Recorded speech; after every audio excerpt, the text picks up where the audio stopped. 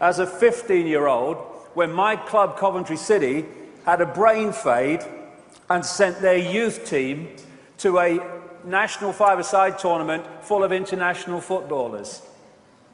And they used to call me Cinderella because I kept missing the ball that night, you know what I mean?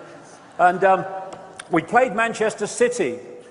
Younger people might not remember them. They were great stars of the time, Mike Summerbee, Colin Bell, and many others. And they beat us 3-0, and I still can't remember seeing the bloody ball and where it went. So first time I came here, we got beat 3-0. I hope for a score draw today, on a very much longer appearance than the few minutes in that game. Well, I say a lot longer. I'd like to thank you for coming to Wembley. I'd like to thank everybody around the world watching this. But really, I'm not going to keep you long, because I've really only got one thing to say. There it is. All the world is mad. Thank you very much, ladies and gentlemen. Thanks for coming. Hope you've enjoyed it. Well, I'll put a bit of detail on it, but pretty much that's it. And you know what? One of the great breakthroughs is when you realize, as you awaken, it's the world that's freaking mad, not you. That's the breakthrough. And so we have, I love this. I tried being normal once. It was the worst 5 minutes of my life. And if you're considered sane and credible and normal to a world that is insane, then you've got a problem. So, welcome to the crazy ones today, to Wembley and from around the world. As Krishnamurti said, it is no measure of health to be well adjusted to a profoundly sick society. And this great guy, Frederick Douglass, a great campaigner in America against slavery.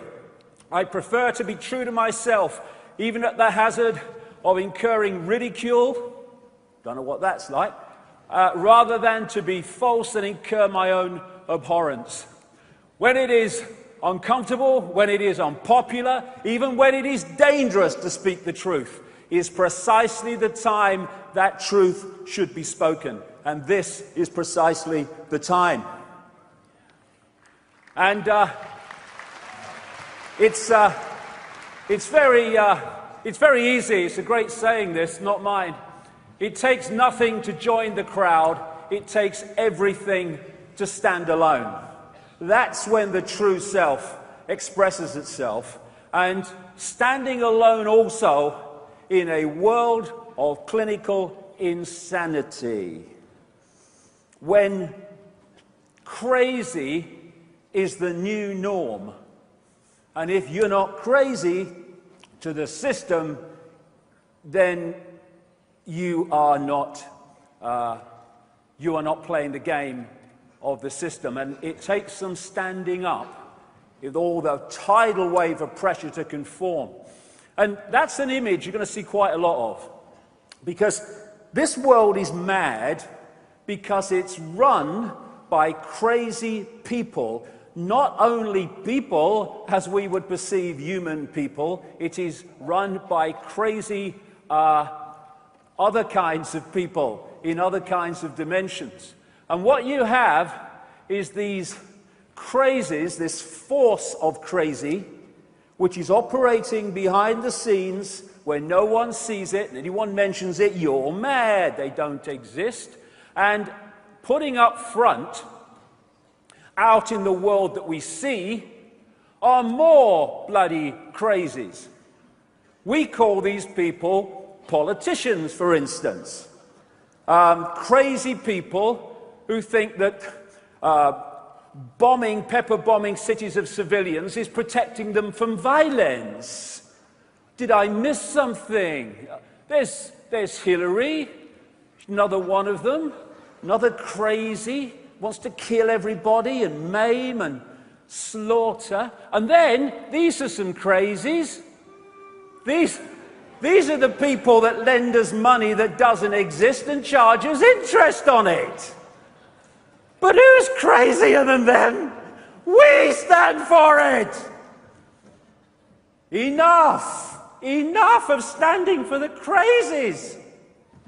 We have doctors who are arbiters of life and death, health and ill health, who don't even know what the human body is, never mind how it works. Mind you, the drug companies will tell them that's enough.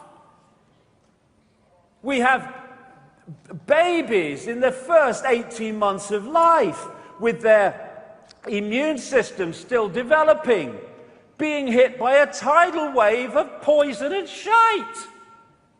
And the world isn't crazy. We have teachers telling young people to believe what they were programmed to believe and what they must teach if they're going to keep their job in a state-imposed curriculum dictating what's right and wrong, historically true, and all the rest of it.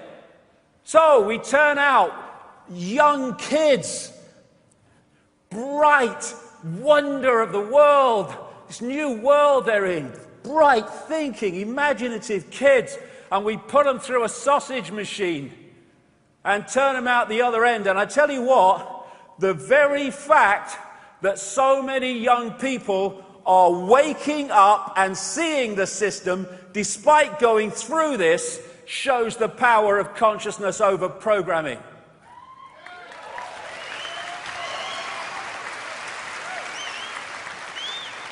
And then we have religions. Everyone to their own, but I personally think it's crazy within the greatness and infinity of forever to believe that all you need to know is between the covers of one book written by who knows when, in who knows what circumstances, and changed and manipulated by who knows who in the time between then and now. I think that's just a bit crazy. And then we have the crazies called scientists, most of whom spend their time not exploring the mysteries of reality, but in devising more and more effective ways to technologically kill more and more people and to poison more and more people through food additives and drugs. I think that's crazy. All the stuff. And then we've now got to crazy, where in airports around America and some other places, and they want it play it out everywhere, when you get on an aeroplane, you've got the choice between being irradiated or sexually molested, including your kids. And they say, I'm mad. Did I miss something? And then all the time we got more and more surveillance. This plaque here says George Orwell lived here.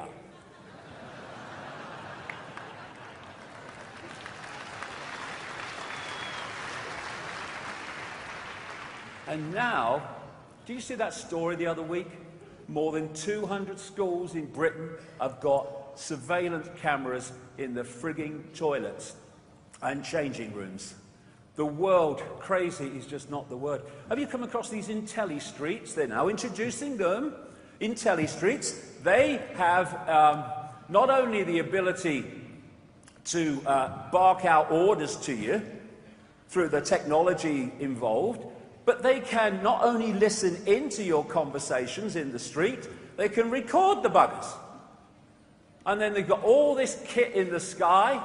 We have legislation now in America, land of the free, where the president can and the military can arrest anyone they want and keep them without charge or trial or public evidence when they think they are a suspected terrorist. Who decides that? The people that arrest them. And then we have Mr. Nobel Peace Prize. I collapsed once in a hotel room. And I woke up, I wondered what the hell was going on, and I got my kind of mind together, and I thought, what happened? And I thought, well, the telly was on in the news, and the last thing I remember hearing on the news was Barack Obama's won the Nobel Peace Prize, and then it all went bloody black. I mean, mind you, Nobel, what did he do? He made explosives or weapons, I guess, you know, topsy-turvy world. And now he can sign lists, does all the time, and then they go and kill people, including American citizens. without anything in terms of a judicial process. And this is the craziest thing, isn't it? The biggest terrorists on planet Earth live in the political centers of power, like Downing Street and Washington. The biggest terrorists on Earth have the nerve to run a war on terror. All they need is a frigging mirror. This wonderful, wonderful picture. You talk to people through your life. How many people want war? How many people want to see people slaughtered? Some morons, yes, but how many? Very few compared with the population. We don't want war, but we have them.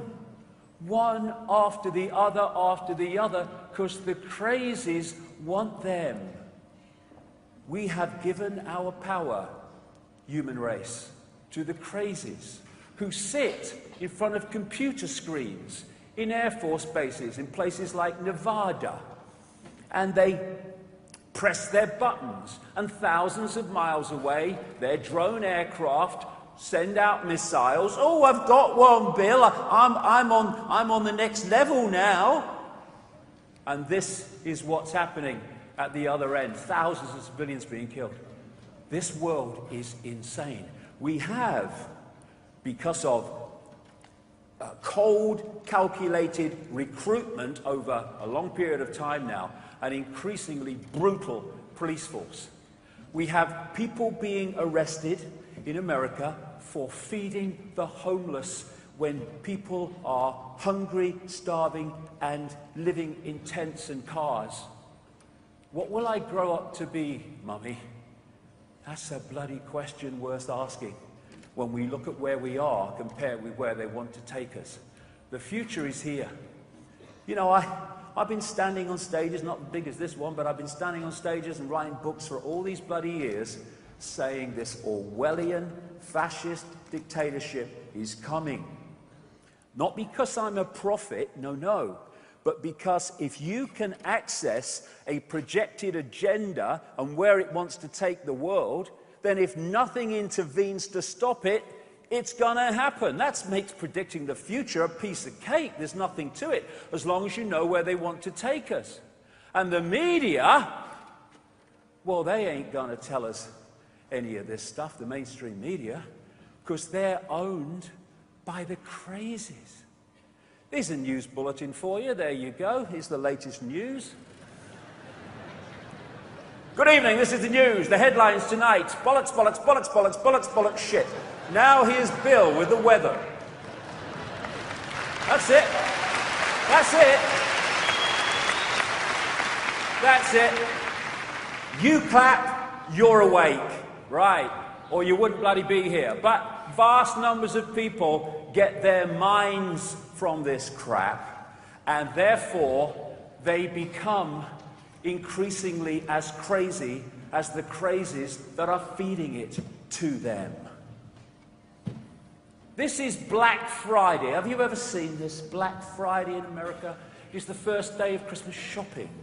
What they do to get it going is they put all these little lost leaders with things, you know, very, very cheap, and they open the stores about 4 a.m. in the morning, and there are thousands of people all lining up in the dead of night to get this bargain. Oh, I must have that lemon squeezer, 80 cents out of my way or I shoot. And it's a situation we had again in America, where they had riots at a Nike training shoe launch because there wasn't enough to go round. And a few people can't control the world. It's a piece of cake. Not only in America, look at it in Britain. iPhone 5, Q hysteria in London. Work, buy, consume, die. Work, buy, consume, die. That's the program they want us to believe in. And so, while all these diversions, in and of themselves, a little bit of pleasure, as long as you keep the peripheral vision, it's all right. But when they take your entire focus, these are hiding the peripheral vision where the real deal goes on. And they make people like flies or moths round a light on a porch. They're so mesmerized by the diversion, they don't see the guy creeping up behind them with a swatter to smack them on the arse. That's where humanity is. Oh, come on, X Factor's on. Oh, that's good. Oh, there you go. Price is Right's on. Oh, there you go. And it's gone on, generation after generation. So there is a connection here, a connection across the generations of the human family in all its glorious expressions that has been keeping us in a hypnotic trance, believing total bollocks, believing it to be real, and to believing that slavery is freedom. Slavery, it works better when you don't tell them. I'm not a slave. What time you got to get up in the morning? Well, I have to get up at 7:30. And then what are you going to do? Well, they have to go to work. And on it goes. And even with all this evidence, large numbers of people still look at the world and say, it looks all right to me. It looks fine to me. John Lennon said, when I was 5 years old, my mother always told me that happiness was the key to life. When I went to school, they asked me what I wanted to be when I grew up. I wrote down happy. They told me I didn't understand the assignment, and I told them they didn't understand life.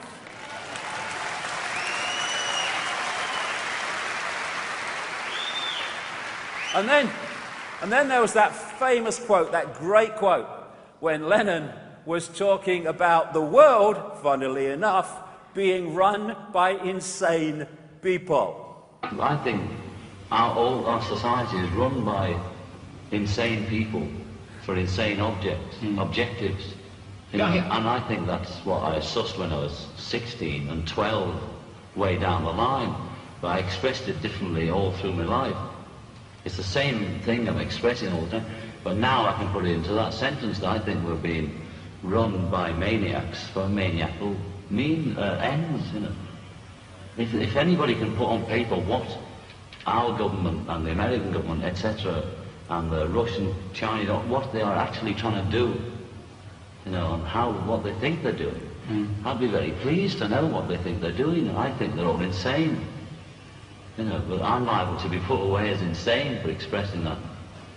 You know, that's what's insane about it. Yes.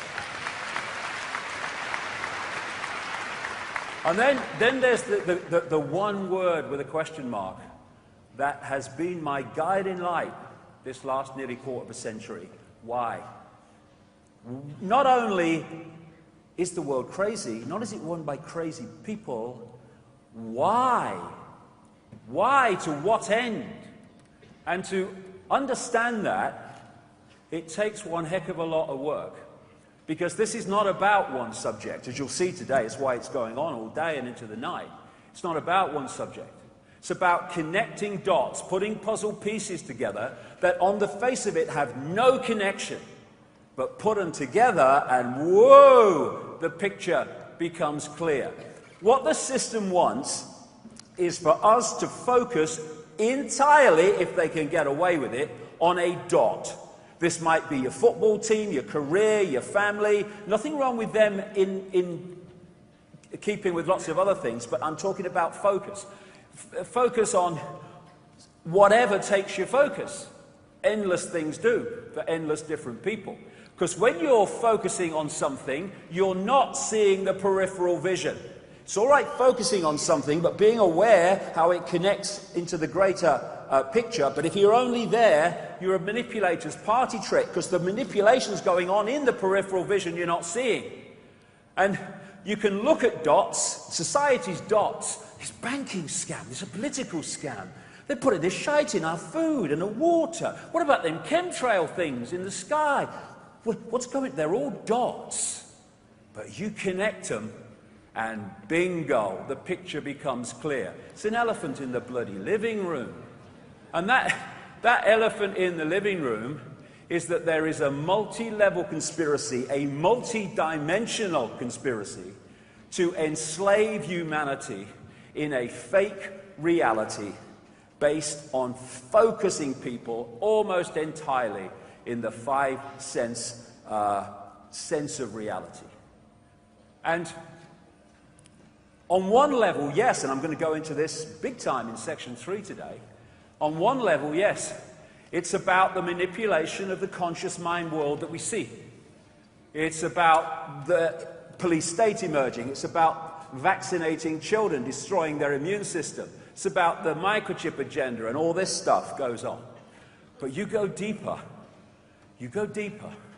and you find that behind the world we see is a world that we don't see, which is fundamentally manipulating the world that we do. And things like Saturn and the moon are very, very much involved. We're going to get into that big time in section 2 today. And the biggest glue, the biggest cement that brings the dots together is the fact that our reality, the one we think we're experiencing, is nothing like the way we experience it.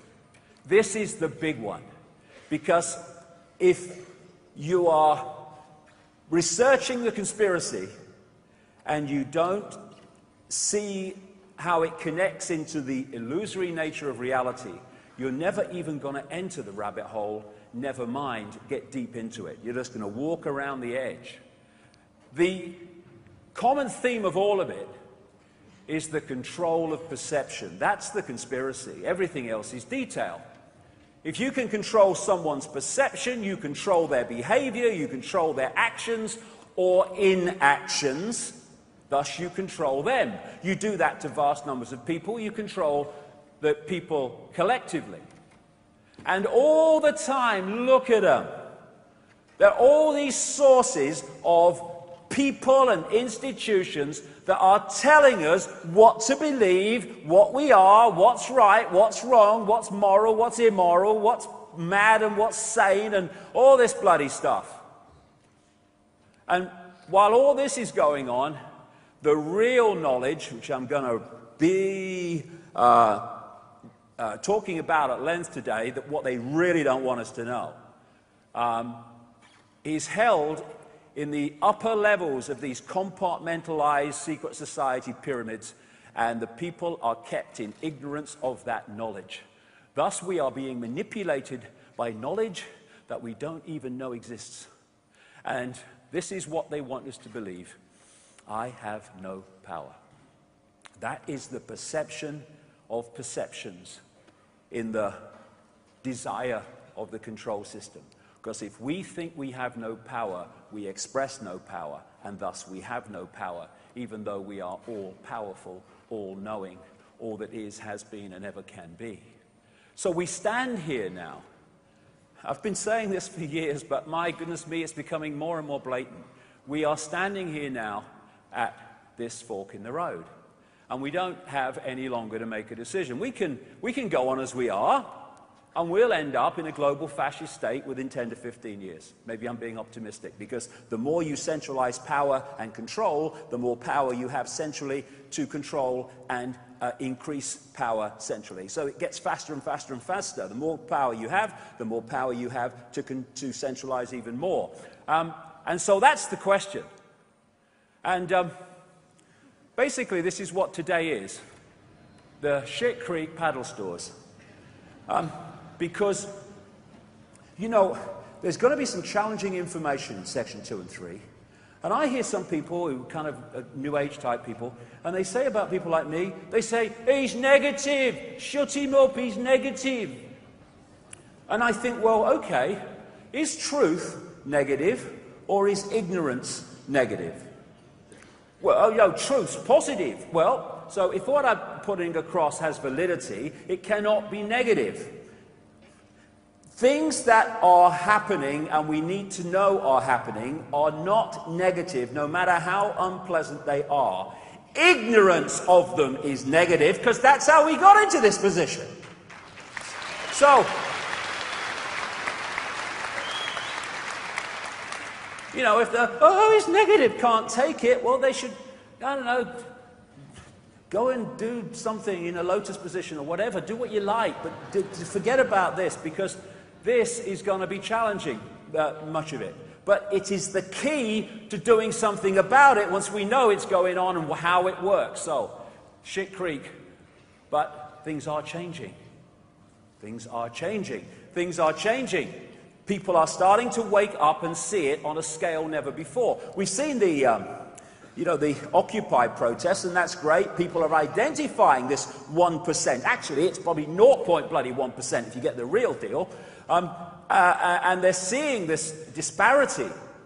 But as it goes on around the world, what those people have got to understand, I would suggest, if we're going to deal with this, is just how deep the rabbit hole goes. Because if you're only challenging something here, and you're not getting to where it's actually coming from, you're not going to change it. You're just going to get more and more frustrated. And if we're going to find out how deep that rabbit hole goes and where it's coming from, and thus where we can change it, then we've got to ask big answers or big questions, and therefore get big answers. We don't tend to do this. We tend to ask when the football's on. We also tend to ask this and that, and what time the game show's on, but we don't ask the big questions. Big questions. Who are we? Who are we? What is a human or beyond human?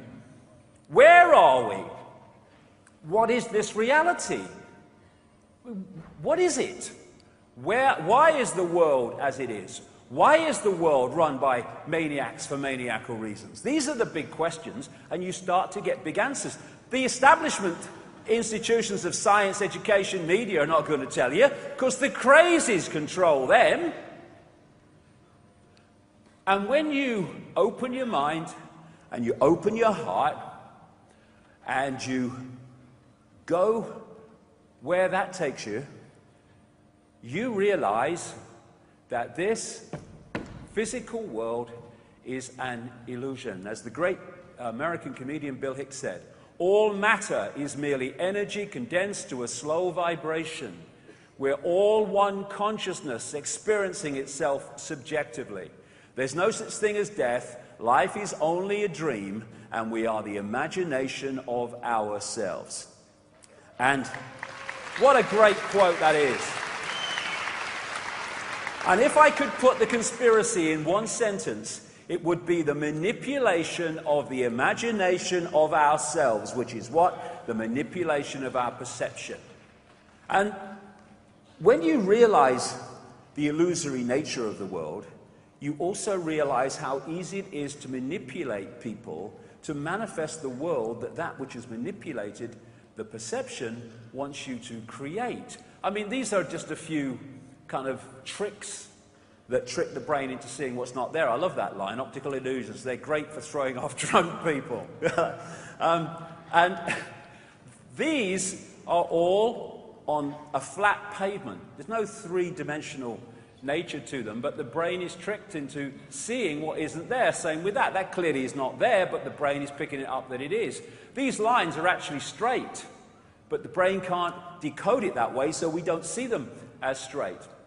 Some people will see that as a glass, some people will see it as two faces looking at each other. That is on a flat surface. It's not three-dimensional at all, it's just been painted on it in a certain way. So is that. The lady there is also painted on.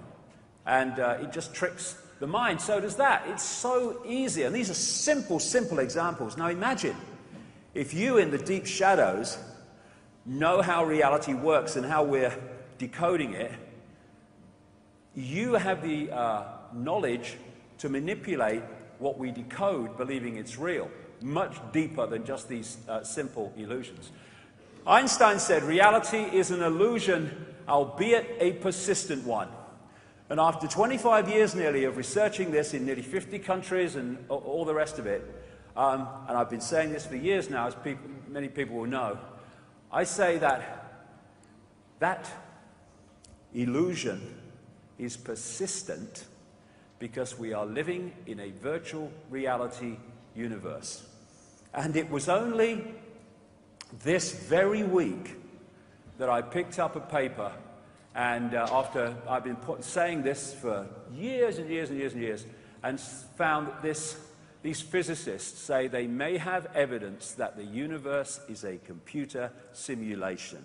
Hallelujah. Keep going, guys, because it bloody well is. And it explains so much about the world that we are experiencing, as I'm going to get to in detail.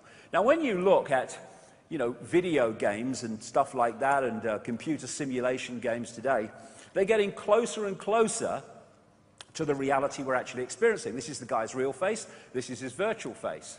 And more, we're having training films and video games that are getting closer and closer to the reality that we're experiencing. Here's this guy. They train bloody parachutists. Hello, sir. I'm just landing in the desert. And it seems so in the best of them, as it seems so when people do it in this one. And people are learning to fly overwhelmingly through their training on simulation technology. Some hospitals are using virtual reality technology to change dressings in burns units because the virtual reality affects the experience, i.e. the experienced reality of the patient, to the point where they don't feel the pain anything like as much. And in these more sophisticated computer virtual reality games, then what are they doing? They're hacking into the five senses. That's what they're doing. Hacking into sight, hacking into touch. And even though they're just technology and information being fed to the mind, they can be incredibly bloody real. This one is incredibly bloody real. And what are they doing? They are hacking in to the five senses, hacking into a system through which we create this reality. The body is what I call a biological computer, and the senses pick up vibrational information, they turn it into electrical information fed to the brain, and the brain then constructs reality based on that information. And all that virtual reality games are doing is hacking into it and feeding different information for the brain to decode into an experienced reality. Now, what if that was happening here in terms of this, which I'll get to in section 2? The reason they can connect the brain to computers and have interaction is because they're connecting two computers, one fantastically more sophisticated than the other, but the principle is the same. The five senses are just a decoding system. Taking, like I say, vibrational information. The ear is the classic example, of course, but they're all like this. It takes vibrational information, it transfers it as electrical information to the brain, and the brain then decodes the sound. As I'm speaking now, passing between me and everyone else is not words, it's a vibrational information field coming from the vocal cords. The ear picks it up, decodes it into electrical signals to the brain then hears what you're saying. We only hear people when we've decoded what they hear, what we're hearing, and that's why you can hear somebody and hear completely different words and meanings and expressions to what were given, because your decoding system has intervened in that process, maybe because you don't like the person or whatever. The tongue is the same. You take electrical information, you turn it into electrical information to the brain, and then you taste. Oh, that's nice, when this decides that. Same with smell, the same system. Same with touch. You know, some pain relief situations now in hospitals, they stop the message going from the point of the pain to the brain, and if the brain doesn't get that message, it doesn't feel pain. So, I've said many times that this is the stadium on which the human race is controlled.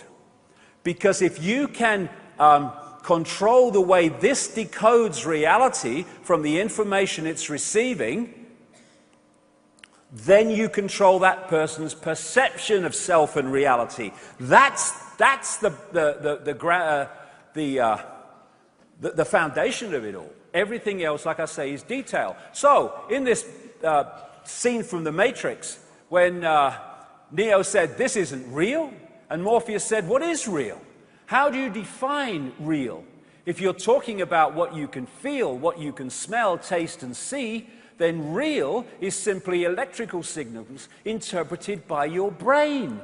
Exactly. And what if there were people that understood that and understood how to manipulate the way people's brains interpret that information, what power they would have? That is what is happening.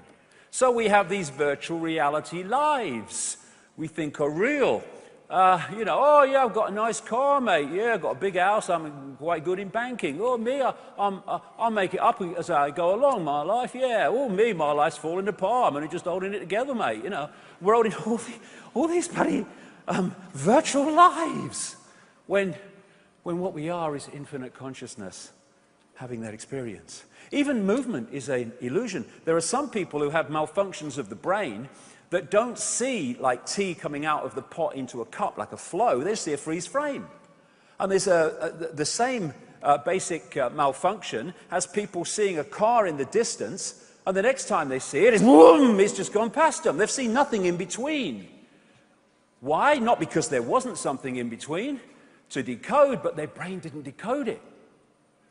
This is from the mainstream media. Researchers have been able to translate brain signals into speech using sensors attached to the surface of the brain for the first time.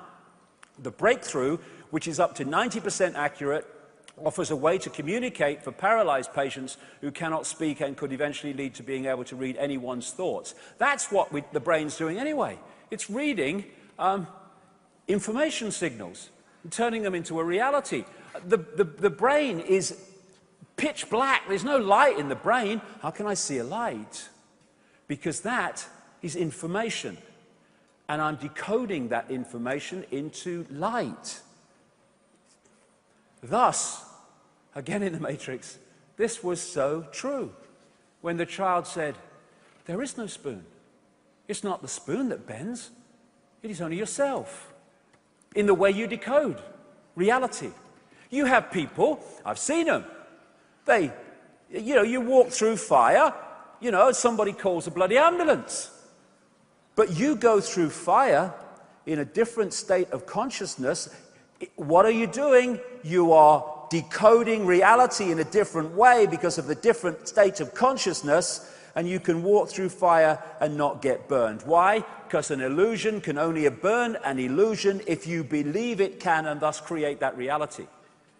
So the body is merely a vehicle which is operating within the frequency range of this reality, and thus allows the true self to focus attention through the vehicle into this reality and experience what this reality has to offer. It is not who we are. That's the big mistake. The body is like a lens. It's like a telescope, which allows the true self, infinite awareness, to experience this reality. When we get caught into that is who we are, and that's what the conspiracy is working 24/7 all our lives to kid us to believe, then we become limited. I have no power. When we realize we are that, just having that experience, we are all powerful. We are consciousness.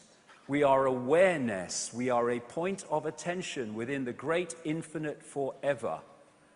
This is just the vehicle of experience. As a Central American shaman brilliantly put it, we are perceivers.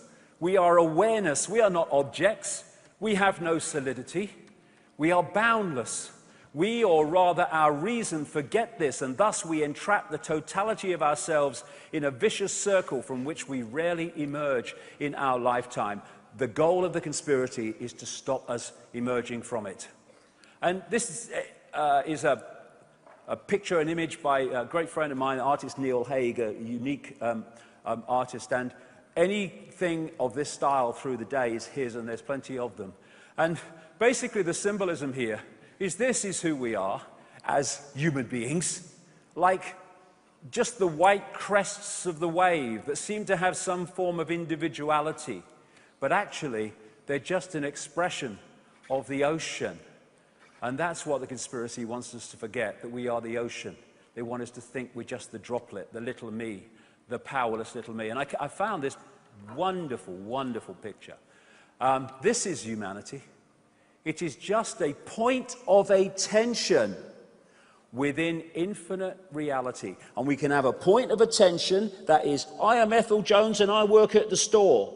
Or we can have a point of attention that I am infinite consciousness, all that is, has been, and ever can be, having an experience as Ethel at the store. The difference in the way we live our lives from those two points of attention is absolutely fantastic. So we talk about subconscious. What is subconscious? It's just that which the conscious mind, tiny, is not consciously aware. In other words, it's everything that isn't the conscious mind. Goes on into infinity. Now this is an important point because it's going to play out through a lot of this. The foundation of this universe is not this. This is just a projection, a decoded version of it. The foundation of the universe is vibrational waveform information fields, which we decode through the electrical into what is the holographic. I'll get to that. In other words, this world is a reflection of that. This is where it all comes from. We're going deeper in the rabbit hole now. Even colors are frequencies, waveform frequencies. It's all they are. Everything in this reality is a waveform frequency. And so this is what I call the metaphysical universe. This is the waveform construct in all its forms, and we're decoding it through into what appears to be a solid world. It's actually illusory solid, holographic. And not only are we decoding this, we are also posting information onto this by our thoughts, responses, and actions. It's a two-way thing. It's like the cosmic internet, as I'll get to. So when Plato, ancient Greek philosopher, and Socrates and all that stuff around that time, Aristotle, Plato talked about the illusion of the world being shadows on the walls of a cave, which people took to be real, when it was just a projection of something else. All that time ago, spot on. And therefore, this waveform information becomes this only when it comes through this. Not just the brain either, the whole genetic structure is part of the decoding system. So this does not exist out there. There is no out there. There is only in here. And in here, which I'll really get to. And it's the same with the internet. There's no internet out there to a computer. It's within the computer's decoding process that it exists. And thus, the crazies want to, and have up to this point, not least because humanity has not understood what's going on because it's not told, they have sought to intervene into this process to dictate what emerges and manifests as our experienced sense of reality. In other words, humanity is under mass hypnosis. But you know, isn't it funny? We use these phrases and we use these words and we throw them away. They have such profound meaning. People say, I woke up and I could suddenly see it. Yes, woke up from the hypnotic trance. That's exactly what it is. And these are the hypnotists. And most of them, vast majority, are also hypnotized in a trance, hypnotized to hypnotize other people into the trance. They're called journalists and whatever Bill O'Reilly is. I don't know who he is, or what he is anyway, on Fox News in America. And, you know, all these politicians, doctors, and all these people, teachers and schools and academics, they are hypnotizing people with a version of reality, most of them unknowingly. And this is where all this comes from. All these sources of, you must believe this is credible, this is not credible, are all hypnotic implants into the mind. And we live in what I call the wireless cosmos. And this is why we literally don't see it. Nowadays, of course, you've got the wireless internet. The Wembley Arena's probably, I'm sure, got the wireless internet. Okay, where the bloody hell is it? It's here. I could get this computer here, and I could log it in, and in the middle of this stage, with no wires attached to it, I could log into a worldwide reality, a collective reality that can be picked up in South Africa, America, Britain, in Russia, everywhere that it's available.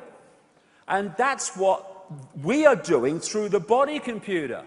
We are picking up information from the cosmic internet, as I call it, and we are decoding it into a experienced reality. And what we decode from it and what we don't decode from it is dictated by the way our decoding system works, and that is immensely dictated by our sense of perception.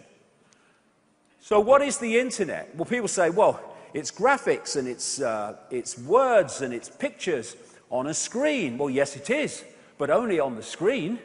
Everywhere else, it's electrical circuits and all this stuff. Okay, what's TV? Well, it's moving pictures on a screen. Yes, it is, but only on the screen. Everywhere else, it's electronic circuits, it's digital stuff these days, or it's the old frequency, analog stuff that's still around. That's what most of it is. Only on the screen is it that. Well, only on our screen is this.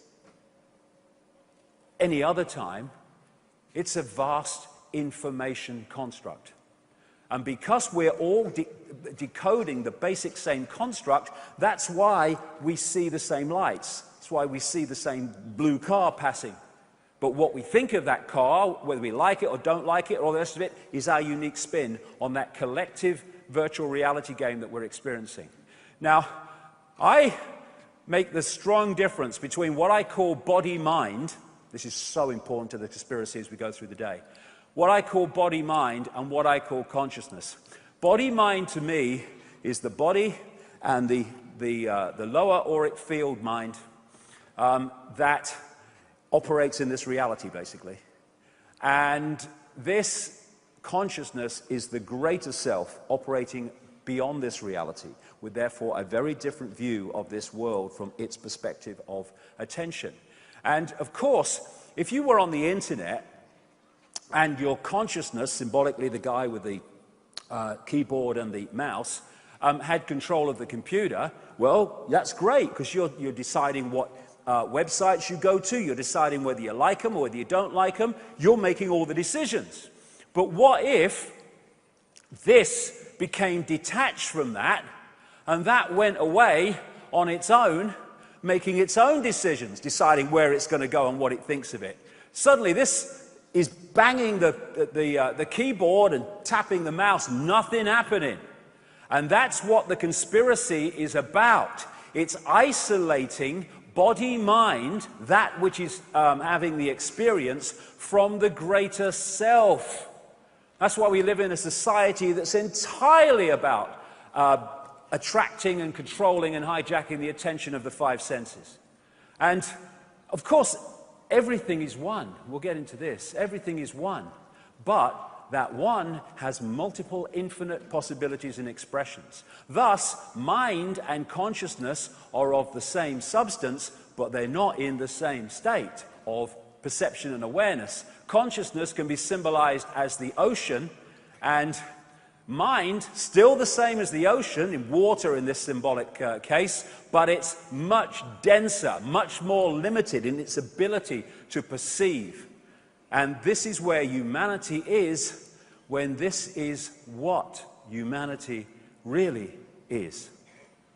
This guy, Ramana Maharshi, he left home. I don't recommend it, but if you fancy it, he left home at 14. He went to a mountain called Arunachala in India, and he meditated for much of the rest of his life. And in those deep states of meditation, he came to this conclusion: mind is consciousness which is put on limitations. You are originally unlimited and perfect. Later you take on limitations and become the mind. The conspiracy must have us become the mind. Otherwise we're uncontrollable.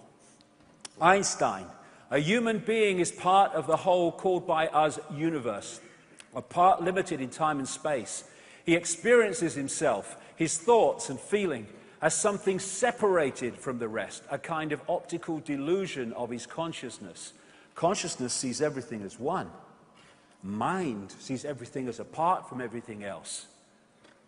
Where do you want people to be in terms of their point of attention if you want people in constant conflict, warfare, and divide and rule? Certainly not that.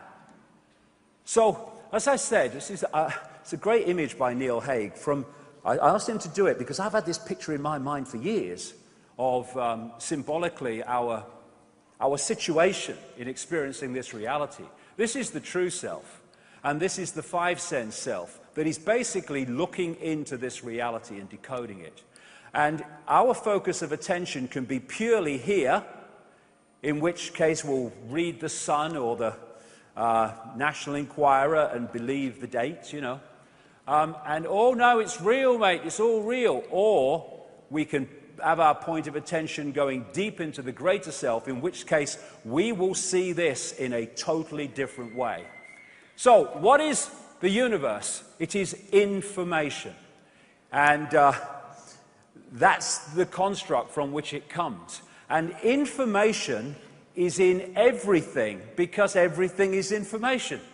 This is a man called Dr. Emoto. I spent a whole weekend with him once in London and had a long, long chat with him about his work. And he became well known in his field because what he does is he takes little canisters of water, for instance, and he'll write words on them and stick them to the side of the canister. Or he'll put a mobile phone on them, maybe.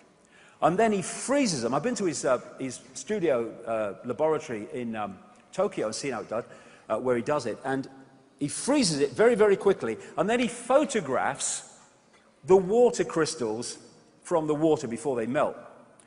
This is a water crystal that had love and appreciation written on the side. This is a water crystal that had "You make me sick, I want to kill you" written on the side. You want to see what they look like when a mobile phone's been on the side. Now, what is happening here? Like I say, the base construct of everything in this universe is waveform information, which is decoded through to the electrical and the digital too, into the holographic. So what's happening is what we're seeing in this reality, this holographic reality, is someone writing words and putting them on the side of a canister of water. But if you go back here to the foundation of everything, those words in their foundation state, written or spoken, are in vibrational information. Now, the words of love and appreciation are a harmonious vibrational information state. So when they impact upon the vibrational state of the water, it's geometrically beautiful because it's harmonious. You get words like "You make me sick, I want to kill you," and you take them back from the written state into their foundation state, vibrational information, and it's a very distorted information state because of the intent behind them. And therefore, when it plays through, it distorts the harmony of the water, which you can see in the crystals. And everything is information. There's an organization in Germany called the Aerospace Institute in Stuttgart. And if you put into YouTube the words "water has a memory," you'll see a little video about this. What they've found there is the ability to photograph information in water droplets. And for instance, what they have done is they had this big canister of water and they put a flower in it. And then they took the flower out. And then they photographed the individual droplets, or some of them. Every single droplet had that entire flower within them. And it had only been in there a little while. Every single droplet. That information, the flower, had been transferred to the information of the water. They then got a group of people from the local community to come along, another big canister of water, and they were asked to take 4 droplets each and put them in a little dish with their name on. And when they photographed the information in those droplets, they found what was amazing, but not really, because it's just perfectly explainable the way reality is. Every single one of the 4 droplets that each individual put into the dish of their own was the same virtually, but every 4 grouping was different. In other words, in the process of taking that droplet of water and putting it in the dish, that water had picked up the unique information state of the person doing it. That is the wonder, the amazing, breathtaking wonder of the world that we live in, that is kept from us. Now, that puts this in a different state. You ever come across that guy, Professor Richard Dawkins? He don't like alternative healing, and he don't like alternative versions of science and all that stuff. He don't like religion much either. And so what he would say about homeopathy, rubbish, absolute rubbish. How can you dilute a substance and dilute a substance so there's no substance left? How can it have any to do with healing? Ridiculous, mad. Okay, Dogma Dawkins, I call him. Dogma, let me explain something to you, mate. Yes, the substance is diluted and diluted until there's no substance, but the information remains, just like the information from the flour remained in the water after it was taken out. And it is the information that does the healing, because we are in an information universe. Distorted information, ill health. Harmonious information, good health. And thus, when we see fluoride in the water, and we see great oil spills in the Gulf of Mexico, we are seeing holographically what we see on the news. But take it back to its foundation, vibrational waveform construct, and you're looking at these substances massively distorting the information harmony of whatever they have polluted. The information construct of the planet is being distorted systematically for the reasons that I'll come to as the day unfolds. And therefore, when you are talking about everything being information, being awareness, then when you look at the holographic level, it might be a mountain, it might be a tree, a forest, or whatever, you're looking at something that is conscious.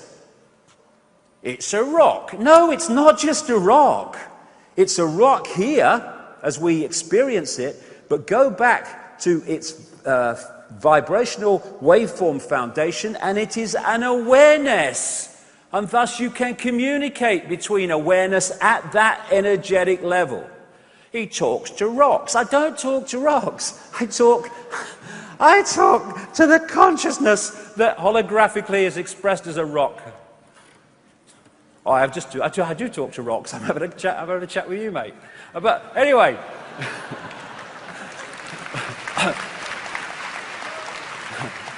What is the universe? It's information, yes, but it's information decoding information.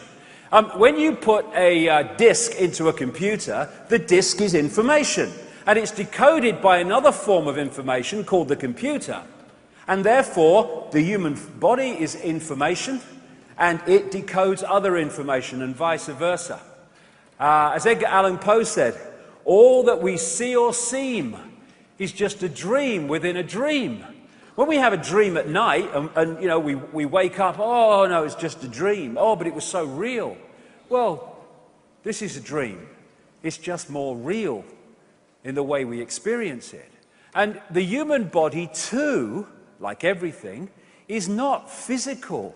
It's a holographic, illusory physical form, which in its base state, here we go again, is waveform information. This has massive implications for healing, true healing. Because what the medical profession does, and the big pharma, it wants to heal this. Well, it doesn't.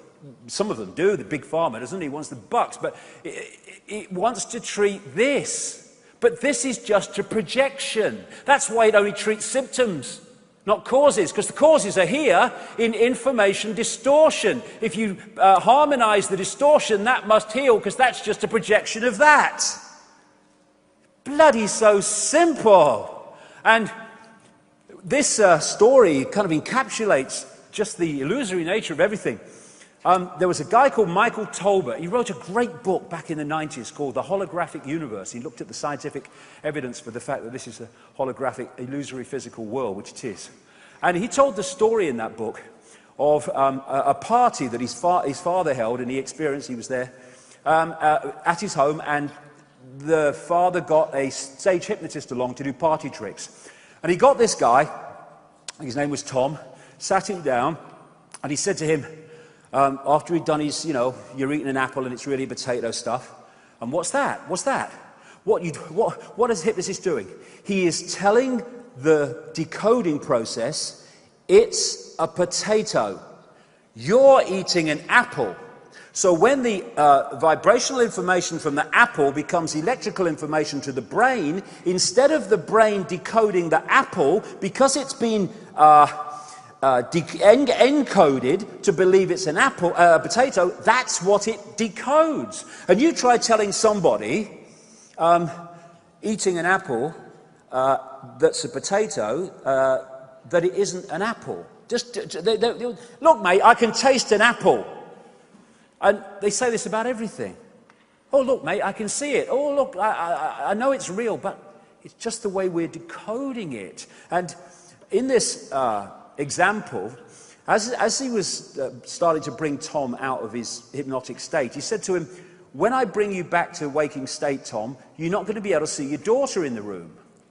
And what he did then was led the daughter to stand in front of the father. So he's looking in her belly. And he brings him out of a trance state, apparently, and he said to him, can you see your daughter, Tom, in the room?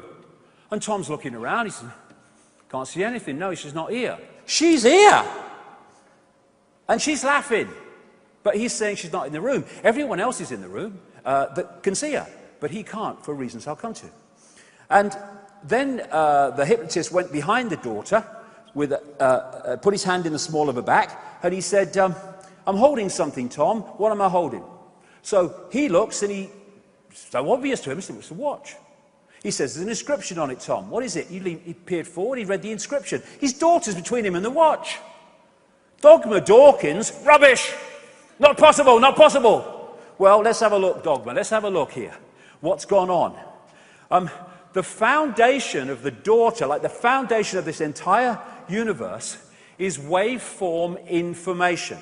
And if the father does not decode the waveform level of the daughter into holographic reality, she does not exist in the reality of his conscious mind, because he's not decoded her into that level of reality. Everyone else in the room can see her because they've not had the hypnotic blocking mechanism put in there saying, you're not going to be able to see your daughter, Tom. And only when he decodes her into holographic reality can she appear in his reality. And if she's not been decoded into his reality, he can see what's behind her, because at that level of reality, she's not there. She's at another level of frequency. Now imagine again, if you were at the core of this conspiracy, and you knew that, and you controlled the media, and you controlled the television, and you controlled the education system, and you controlled all the sources of information that people receive in the mainstream, you could make them perceive and decode almost anything you wanted. So the world is not outside of us. It just appears like that. I grant you it does. But it's not. It's illusory. It's within us. Within us, that's where we are decoding reality. And this is the key. This is the gateway. This is the gateway, the doorway out of the prison. I'm going to go into this very, very deeply as we go through the day. The power of the heart. We think of intellect, the brain, that's a very low level of awareness. This is the real level of awareness that connects us beyond the world of the illusion into the greater ocean of awareness. the greater love, intuition. This is where intuition comes from. We don't say, oh, I just intuitively feel, do we? We go, I just intuitively feel. We're doing the body language and we're indicating where this is coming from. And it is innate intelligence. It's not, I've been to university and I've remembered all these things, what dogma told me, and I passed my exams. That's not intelligence, that is memory, overwhelmingly. This is true innate intelligence, knowing, not thinking. And I'm not just talking about the heart that pumps the blood. I'm talking about this heart vortex, which is the spiritual heart, which opens us through into the greater ocean. If we open it, if we don't, it shuts us off from the greater ocean. There's an organization in America called the Institute of Heart Math, which does a lot of research. Its whole kind of focus is on the power of the heart. And it points out that the most powerful electromagnetic field in the body is the heart. There are more nerves going from the heart to the brain than coming the other way. And they found something else in their research, that if the heart and the brain and the central nervous system are in coherence, electromagnetic harmony coherence, the person goes into a completely different and much, much higher level of consciousness and awareness. If that coherence is broken with incoherent resonance, then you come out of that high state of consciousness into a lower state of consciousness. I've just described one of the greatest mechanisms and goals of this global conspiracy, because this is the heart resonance, coherence, when people are in a state of appreciation, of love. This is their incoherence when we're in a state of frustration, of fear, of anger, of resentment.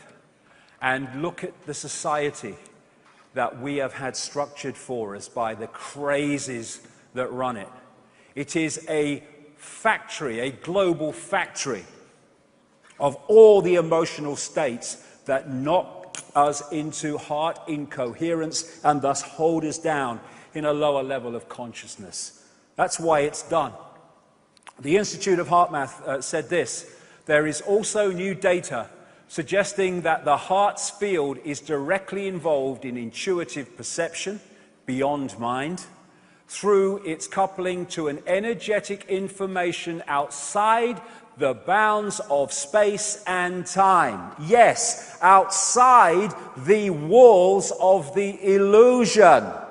Thus, they want heart-closed people so that we do not breach the walls of the illusion and stay within it.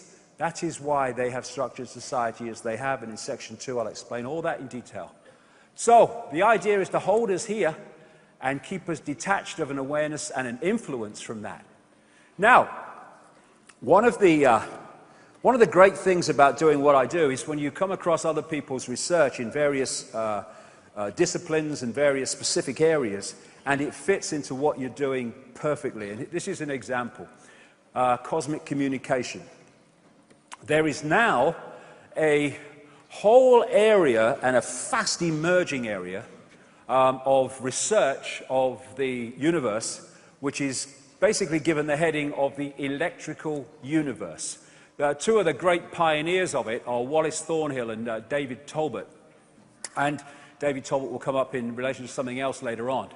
And this is a great book. I don't think it's very easy to get. I didn't find it easy anyway, but it's a really great book. And it is explaining the electromagnetic nature of this universe with brilliant supporting evidence.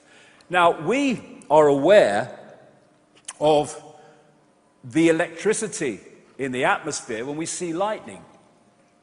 What most people don't realize is when lightning has happened in the lower atmosphere, it actually continues up under different names like elves, sprites, tendrils, right out into beyond the Earth's field into the cosmos.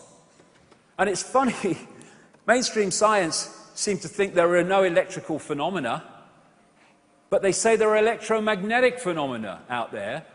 And you can't have electromagnetism without electricity. Even someone who never took an exam in his life and left Crown Hill Secondary Modern in Leicester in 1966, something like that, at the age of 15, I can see that don't make sense.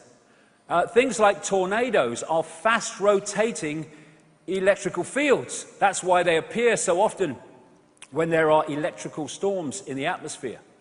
The northern lights are electrical phenomena. The galaxy is moved by electrical forces, and as it moves, it itself is like a disk motor, creating other electrical forces. And this is what they say in the book, Electric Universe. The electrical force is about 1,000 trillion times more powerful than gravity.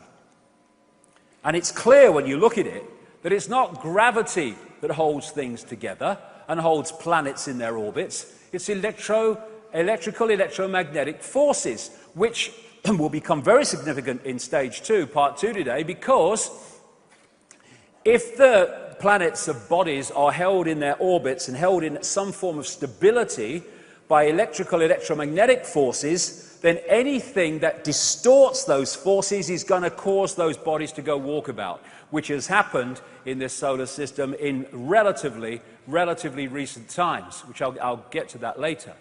Now, this is mainstream science. 99.9%, 99 in fact, of the universe, the visible universe, is plasma. And plasma just happens to be the virtually perfect medium for electricity to pass through. One of the researchers into the electrical nature of the universe said, in the laboratory, plasma exhibits a lifelike ability to self-organize and to cope with the stresses of its electrical environment. Why can it lifelike self-organize? Because, like everything else, it is an expression of consciousness. It is an awareness. The thing about the electrical universe advocates is that they can replicate phenomena in space, in the universe, in the laboratory through things like the plasma focus device and things. Mainstream science can overwhelmingly not replicate their version of what's happening out there or why it's happening. Comets are electrically affected forces as they pass through an electrical universe, creating electrical phenomena. The sun is virtually entirely plasma. Why?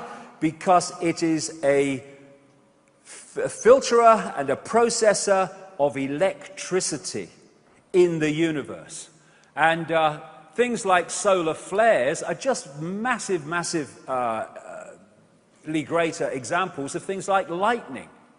Now, the official mainstream version of the sun is that it has some nuclear core which passes heat out through a radiative zone and a convective zone and punches holes in, like they call sunspots, in the surface, and thus the more sunspots there are, the more the solar activity at the time.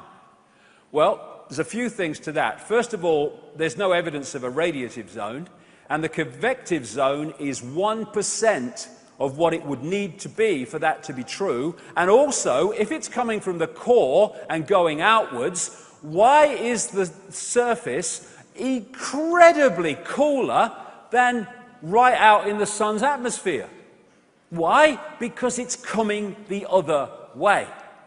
If you look at the sun in an ultraviolet level, there is this torus or donut around the sun, and it is gathering, bringing in electricity from the universal electrical field, because the universe operates electrically like we do, it operates vibrationally, it operates digitally, and it operates holographically, just as we do. And so, when it has taken in a very, very powerful amounts of electricity, it discharges them because it can't hold them anymore, just like lightning discharges in a very electrically powerful atmosphere. And it punches holes in the sun that we call sunspots. And therefore, the more electricity is being picked up by that torus, the more it is discharging, the more sunspots, the more solar activity can be measured by sunspots. And this is one of the cycles, and I'll just take you through this cycle. Global warming, yeah. Global warming, global warming, global warming, yeah. Global warming, yeah. Global warming, global warming, climate change, climate change, climate change.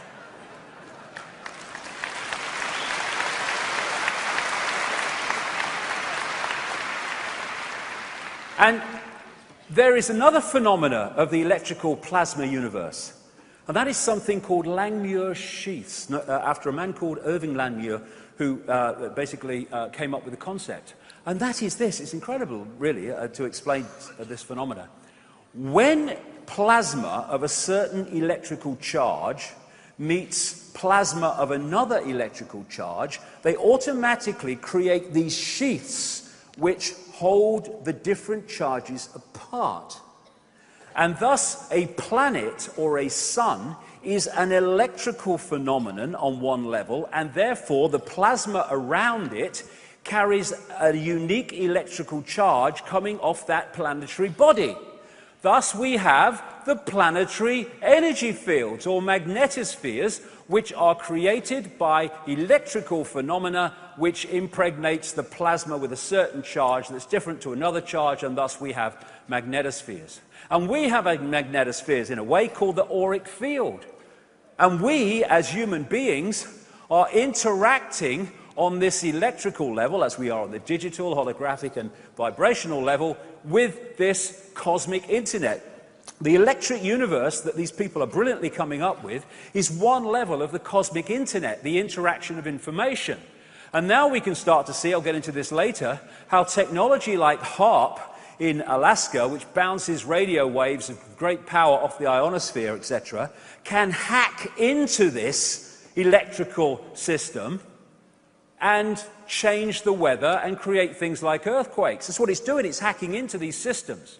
And of course, the brain is working on an electrical level. That's mainstream science. But the body, the genetic structure itself, on one level is massively electrical. And on that level, we're interacting all the time with the electrical universe, picking up information from it and posting information on it with our thoughts and emotions. Another thing with the plasma electrical universe is as electricity is passing through plasma, these are called Birkeland currents, the phenomenon automatically makes these electrical forces twirl around each other, and as they create electromagnetic fields which hold the electrical forces in place. It's bloody genius.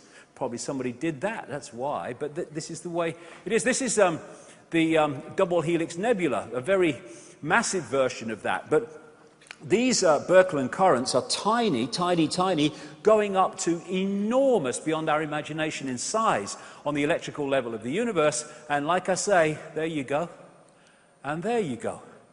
DNA. DNA is another expression, as above, so below, of this phenomena that I'm talking about here. That's why it looks as it does. That's why the electrical level of the universe and brain cell activity, because we are interacting with it. We are different, we are a smaller version of the whole for reasons I'll come to. And of course, the heart electromagnetic electrical field is also interacting with the greater universe. And we are doing that through the energy lines of acupuncture, with the chi energy that's doing the same. I'll talk about that in a second. By the way, this photograph was taken the moment someone told him that Barack Obama had won the Nobel Peace Prize. That was when it was taken. But, and of course, the Earth is also interacting with the greater field. This is what ley lines, meridian lines, the lines of force are that interpenetrate and go all around the planet, and where lots of them cross, massive vortexes appear. And It was at those places that the ancients used to put their great standing stone circles, because these were places of communication, transmission and receiving information. That's why they used crystalline rock, for that reason. And if you look at the animal world, they haven't been to school. They don't watch the BBC and all that stuff and Fox News. Therefore, they've not been desensitized from these greater connections as we have. This is what we've been happening. We've been desensitized from them, so we lose an influence of them when we go into our little five-sense world. This is why animals can sense things like earthquakes and weather and all these other things that humans in their present state can't, but should in their natural state. It's because they've not been desensitized from it. So, in terms of reality and the conspiracy that I'm going to expose on a massive scale today, we've been living a false identity. That's how they do it. They take infinite awareness, all that is, has been, and never can be, and they turn it into Charlie Smith, who drives a bus, who identifies himself with Charlie Smith driving the bus. That's how they do it. They give us a false identity. It's a gigantic hoax. Hello, mate, how are you doing? Oh, it's all right. Kids are doing well. All right, what's been going on? Oh, they've gone to university. Oh, really? They're good programming. Then, yeah, I thought that was good. Yeah, that'd be all right. What about you, mate? Oh, my life's in a terrible mess. I don't know what I'm going to do. All that's going on. All that's going on. While him and anybody like them is infinite awareness. All that has been, is, and ever can be. That is the scale of the twisting, distorting of our sense of identity that this conspiracy has visited upon the human family. And this image indicates two things. First of all, the universe that we see, the created universe, the world of vibration and electricity and all that stuff. And then there's that, the real center of everything. Anyone that goes into deep meditative states, and I've been here using ayahuasca on occasion in 2003 in Brazil. Wonderful place that is. And what you do is you go beyond the senses, you go beyond the illusion, and you go into this place that mystics and people have talked about for as long as humanity has recorded itself. You go into a place of stillness and silence. And people think, again, everything is distorted, everything is upside down.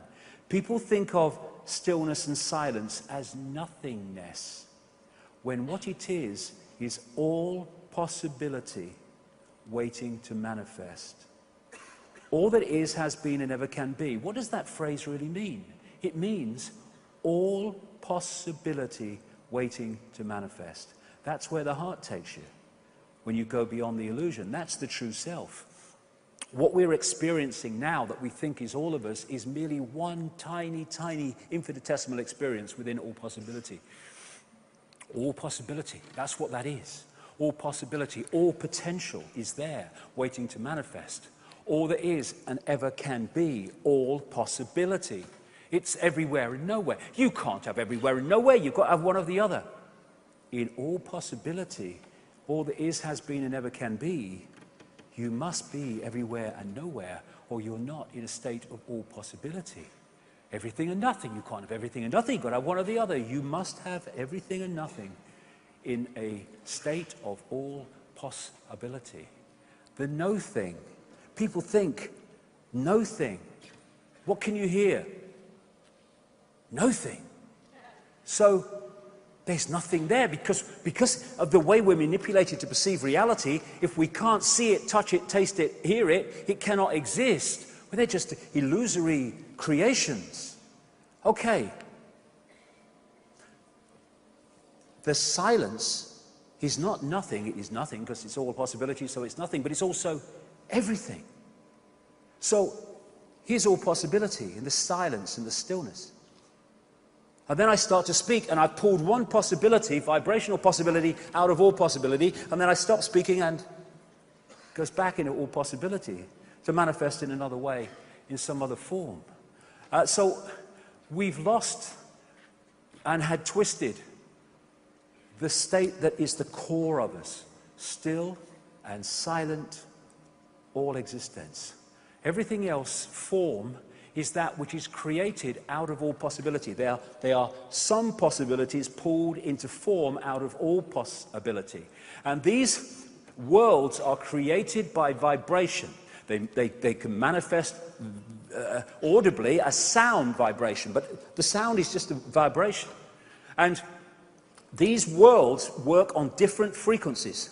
So like radio stations can share the same space without interfering with each other because they're on different frequencies, so these worlds can share the same space without interfering with each other because they're on different frequencies. And only when they're very, very close is there interference and the possibility of crossover, and that will bring us to section 2 today. So this is cymatics, and what cymatics does is use sound, vibration, in different frequencies to create geometrical forms from particles which without the sound, the vibration, are just all over the place, random. Suddenly there's a sound and woo, they move into these amazing shapes. This is how matter is created out of the void. This is as an example of it here. This is just sound moving particles around to create form, cymatics. And when they change the vibration, they change the created form. Going to be massively important in section 2, this.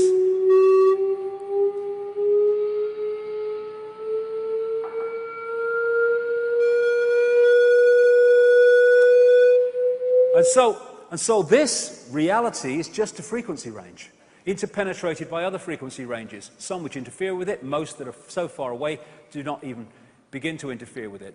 And so we live in our little world, but interpenetrating it are many other worlds that are very different to this one. And our frequency range, this is crucial to understanding so much that's coming today, is tiny. I don't go with the dark matter, dark energy stuff. I just talk about the visible and invisible universe. But this is what mainstream science says. Of that which exists in the universe, that which we perceive, the electromagnetic field up to a point, and visible light. Visible light is the only frequency range that we can pull into a world that the conscious mind can perceive. Everything else is beyond it.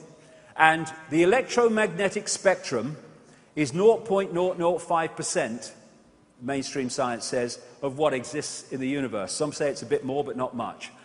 Visible light, which is the only frequency range that we can pull into a reality we experience with the conscious mind, is a fraction of the electromagnetic field. So, as someone rightly said, humans are basically blind in relation to what we can pull into a conscious reality from what actually exists in the universe that we're experiencing. Thus, this is our world. We can't even perceive through the conscious mind these other levels of the electromagnetic spectrum which technology can. So we have a visible universe which is tiny, and we have an invisible universe which is invisibly infinitive, infinite. And thus what we call a world, what we call the world that we think we're living in, is a tiny, almost infinitesimal frequency band. And if we don't know that, but that which is manipulating this world does, we are in an extraordinarily powerful state of potential manipulation. And the focus of attention I keep talking about, that this society, this crazy controlled society wants us in, is that focus of attention wants us only in that tiny band of frequency, visible light, and not to access the inspiration and insight beyond it through this and the greater mind that will give us a greater fix on what this visible light really is, because it ain't what we think it is. So if we come into this reality and we hold a connection to the greater self beyond it, what I call consciousness, then we've got everything we need. We've got the five senses and the body-mind to directly interact with this frequency band and to get a fix on that level of what's going on and to interact with it. If consciousness, the greater self, wanted to interact with this frequency band, it couldn't hold this because it's on a completely different frequency. So the outer shell, the body that we take on, is within the frequency band that we want to interact with, and thus we can pick things up and they stay in our hands. And so we've got everything we need. When that level of us sees information from the news or politicians or whatever, this level, beyond the illusion, is filtering in insight and intuitive knowing that goes, it's a load of bollocks, isn't it? Yeah, right? But if we don't have that filter, then this can believe it, and does. And if we get disconnected from that, and we only have this, where are we going to look to get a fix on who we are, where we are, and what's happening in the world? We're not going to go there because we don't accept that exists. This is our reality. Where are we going to go? We're going to go in this direction. And what's coming back? The newspapers, the education system, the politicians, the banks, and all the other stuff. This is what the conspiracy is. Isolate them in the five senses, then program the five-sense level of reality with a sense of self in the world that turns them into our slaves. That's the bloody story. And once that happens, we become bewildered humanity. Where am I? What's going on? Open. You see what's going on. Time and space. Oh, it's got to be time and it's got to be space. But it's not, it's illusion. It's a decoded illusion. This is why when you go into the heart and through out of the illusion, there is no time and there is no space, because it's part of the construct. See, if you put a disk, in, like a computer game, information into a computer, up on the screen comes decoded information that has scene following scene, time, and it has depth and perspective, space, and yet it's just information on a disk being decoded. And once we get caught in the time illusion, and my goodness me, the whole of society is based on time. What's the time? What's the time? Is that the time? Oh my God, no time. Oh. And that which is the greater self beyond the illusion does not happen or operate within time and space. It's just a construct. It is outside of the construct. Thus, if that inside the construct, the experiencing level, is caught in time and space, the passage of linear time, then it is already disconnecting on that level alone from that which is no time. And people say, well, and that's the idea. And people say, well, there's got to be time. But there's not got to be time. There's got to be decoded time. I mean, look at it. Look at the time we have. I mean, there's an invisible line in the ocean. And if you go one way, you go into yesterday. And if you go that way, you go into tomorrow. And it's not even bloody straight. Look at it.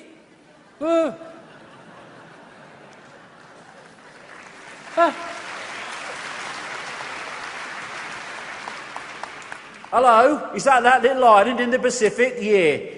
Do you want to be in yesterday or tomorrow? Oh, time's real. It's real. And like I say, the whole of society is based on time. We're controlled by time. We are enslaved by time. Much of the slavery is due to time. But there is no time. Oh, but David, there must be time, mate. Because there's past and there's future. Oh, really? No. There is one now moment in which all exists. This struggles to understand that because it's locked into the illusion. Okay. When you're talking about the past, where are you when you're thinking about the past? Well, I'm in the now. Yeah, okay.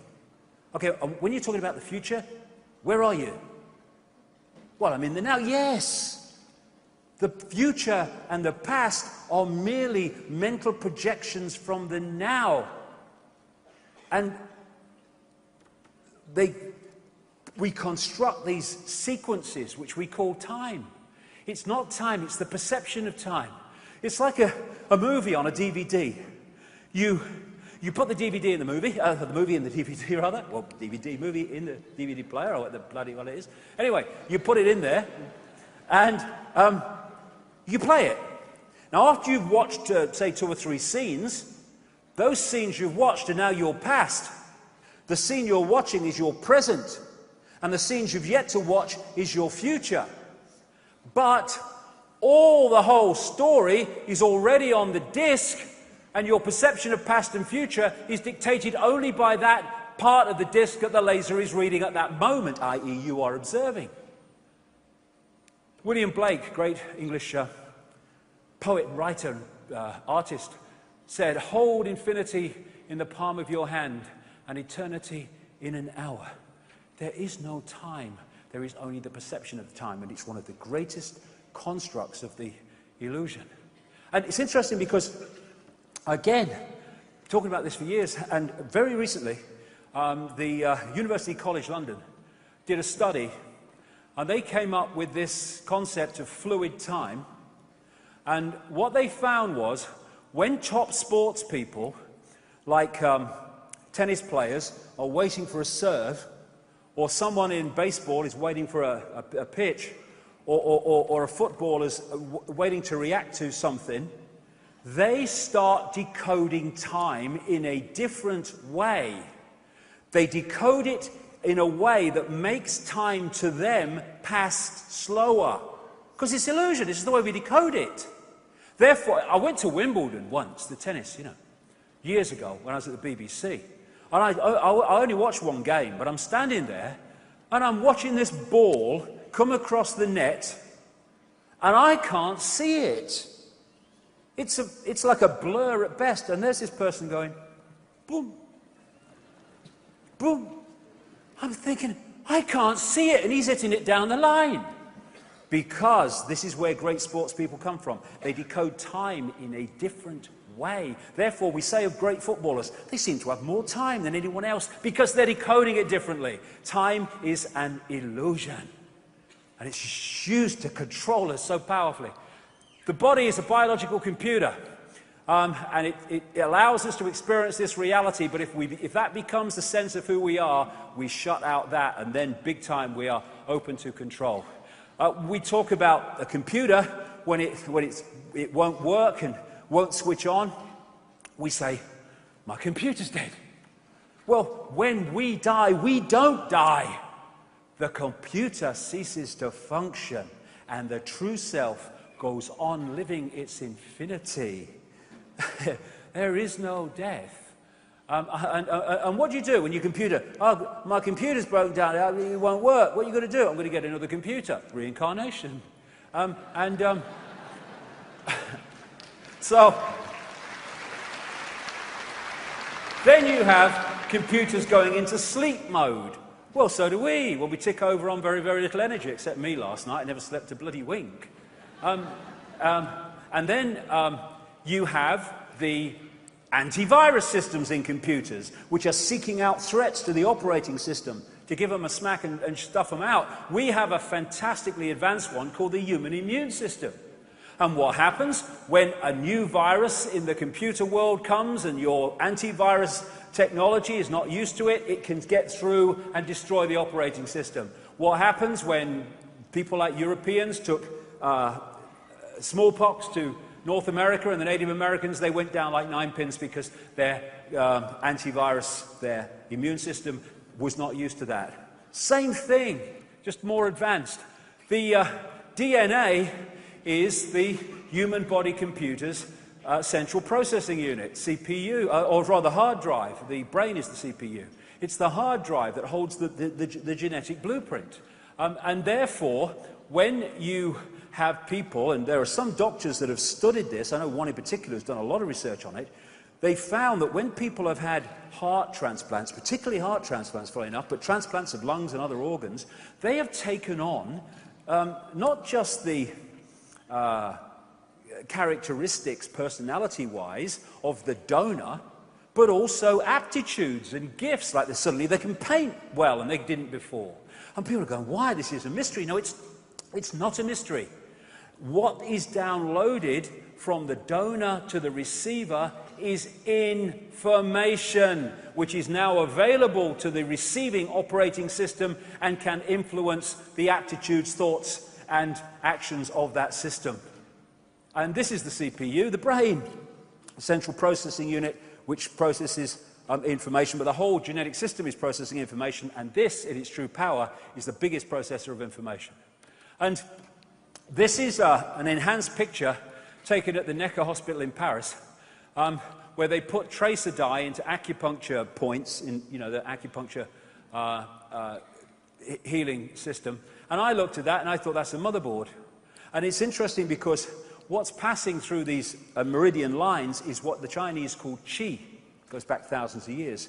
And what they found is when the qi energy passing through these lines is not moving at optimum speed, it's too fast or it's too slow, then there is manifest in that body a mental or emotional or physical dis-ease, disharmony. And of course, what happens when a virus hits a computer? What's the first thing we see? Hey, my computer's ever so slow today. Yes, because the information is not passing round to optimum, so the computer is malfunctioning. The information is not passing around the body to optimum, the body computer is malfunctioning, which we call dis-ease. And what acupuncture is doing with the needles and various other techniques is balancing this flow of qi, information, to restore that harmony. So someone like Dogma, what do you think of that, Dogma? Oh, rubbish, rubbish! How can you put a needle in a toe to cure a headache? It's ridiculous. Okay, let me just take you through that, darling. These lines go around the body. They are circuits. And if the circuit affecting the head and causing the headache is blocked in the toe, Dogma, it's no bloody use putting a needle in the head, mate, is it? Is it, really? No. And that's the other thing. Computers and computer viruses, what are they? They are rogue information. They are rogue information that distorts the information balance and harmony of the computer operating system and thus distort the way it operates. When it happens in human beings, we call that illness and disease. Distorted information. That is what this is. That's what this is. They are distorting the operating system, the human body, so it will not read reality in its true potential sharpness and clarity. Therefore, here, in the holographic world of the conscious mind, we see food additives, stuff in water like fluoride, and all the crap that goes in kids' sodas and sweets and candies and all that stuff. But if you take that down to its base state, these are all vibrational information fields of great distortion, and thus they are distorting the information balance of the body, and that's how food additives and additives to water and all the other stuff cause mental, emotional, and physical dis-ease. And they're doing it on purpose, and they're doing it on purpose because they are freaking insane. And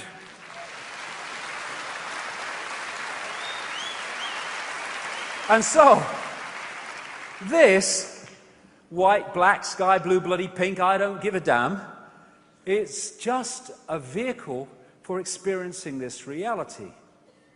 And thus, it is like a spacesuit, a genetic spacesuit in a way, that allows you to experience a certain reality that you otherwise couldn't in your another state. And that's why this is, in terms of understanding reality, the ultimate freaking idiocy. Racism. Racism is making a statement or judging somebody by the vehicle, their infinite consciousness. By the way, the same infinite consciousness that you doing the judging is part of. It's hilarious. Because of their spacesuit, their genetic spacesuit. It's like two spacemen on the moon, and one is prejudiced against another one because his spacesuit is a different colour and was made by a different bloody company in some other bloody country. We would say that is ludicrous, but that is racism. It's ludicrous. It is idiocy. What we call humans is a software program. It's a software program, a certain software program that allows a certain experience within a certain range of frequencies. And the different races are just sub-software programs of the greater base software program. We should be celebrating uniqueness, not scorning it.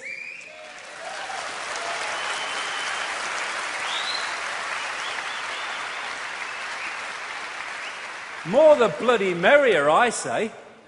I've seen racial supremacists, and they're not all bloody white either. I'll tell you, you don't have to be white to be a racist.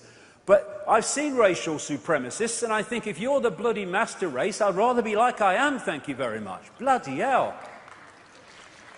And DNA just turns out to be a software program. Of course it is, because it's part of the software program we call human. The San Francisco Chronicle did an article on DNA. It said DNA is a universal software code. From bacteria to humans, the basic instructions for life are written with the same language. You know, the difference in the codes, A, C, G, and T, my codes actually are quite unique. They're G and T, G and T, G and T. People watching around the world, that's gin and tonic, by the way. But A, C, G, and T, and how these four codes are in relation to each other decides what your outer form is. And the difference between a rat and a human in terms of the DNA coding is ludicrously small compared with the difference in the outer form. In fact, if you're a politician, it's even bloody closer, apparently. You know what I mean? Yeah. And DNA is something else. Brings us back to the cosmic internet. It is a receiver-transmitter of information. And if you know that, and the target population doesn't, my goodness me, the manipulation potential is just infinite. So DNA is a receiver-transmitter of information. Now, you would expect crystalline input into something that's a receiver-transmitter. It just turns out that the human body is massively crystalline. The membrane of every cell, and we have trillions of them, is a liquid crystal. The Earth is massively crystalline. Every grain of sand is a crystal. And they use crystalline rock at the big vortex points, the ancient adepts did, going way back, because they were points of receiving, transmitting information when they understood the greater self and the greater reality more than many people today.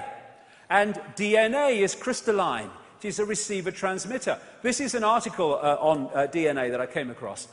From the characteristic form of this giant molecule, a wound double helix, the DNA represents an ideal electromagnetic antenna.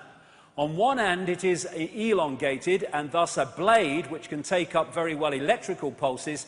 On the other hand, seen from above, it has the form of a ring and thus is a very magnetical antenna. Now, what if you knew this and you could manipulate from that knowledge, without the knowledge of the target population, what frequencies that DNA was transmitting and receiving on? If you could dictate that, you would squeeze, brackets visible light, the perception range of the target population into a tiny band, which will be very relevant in part 2.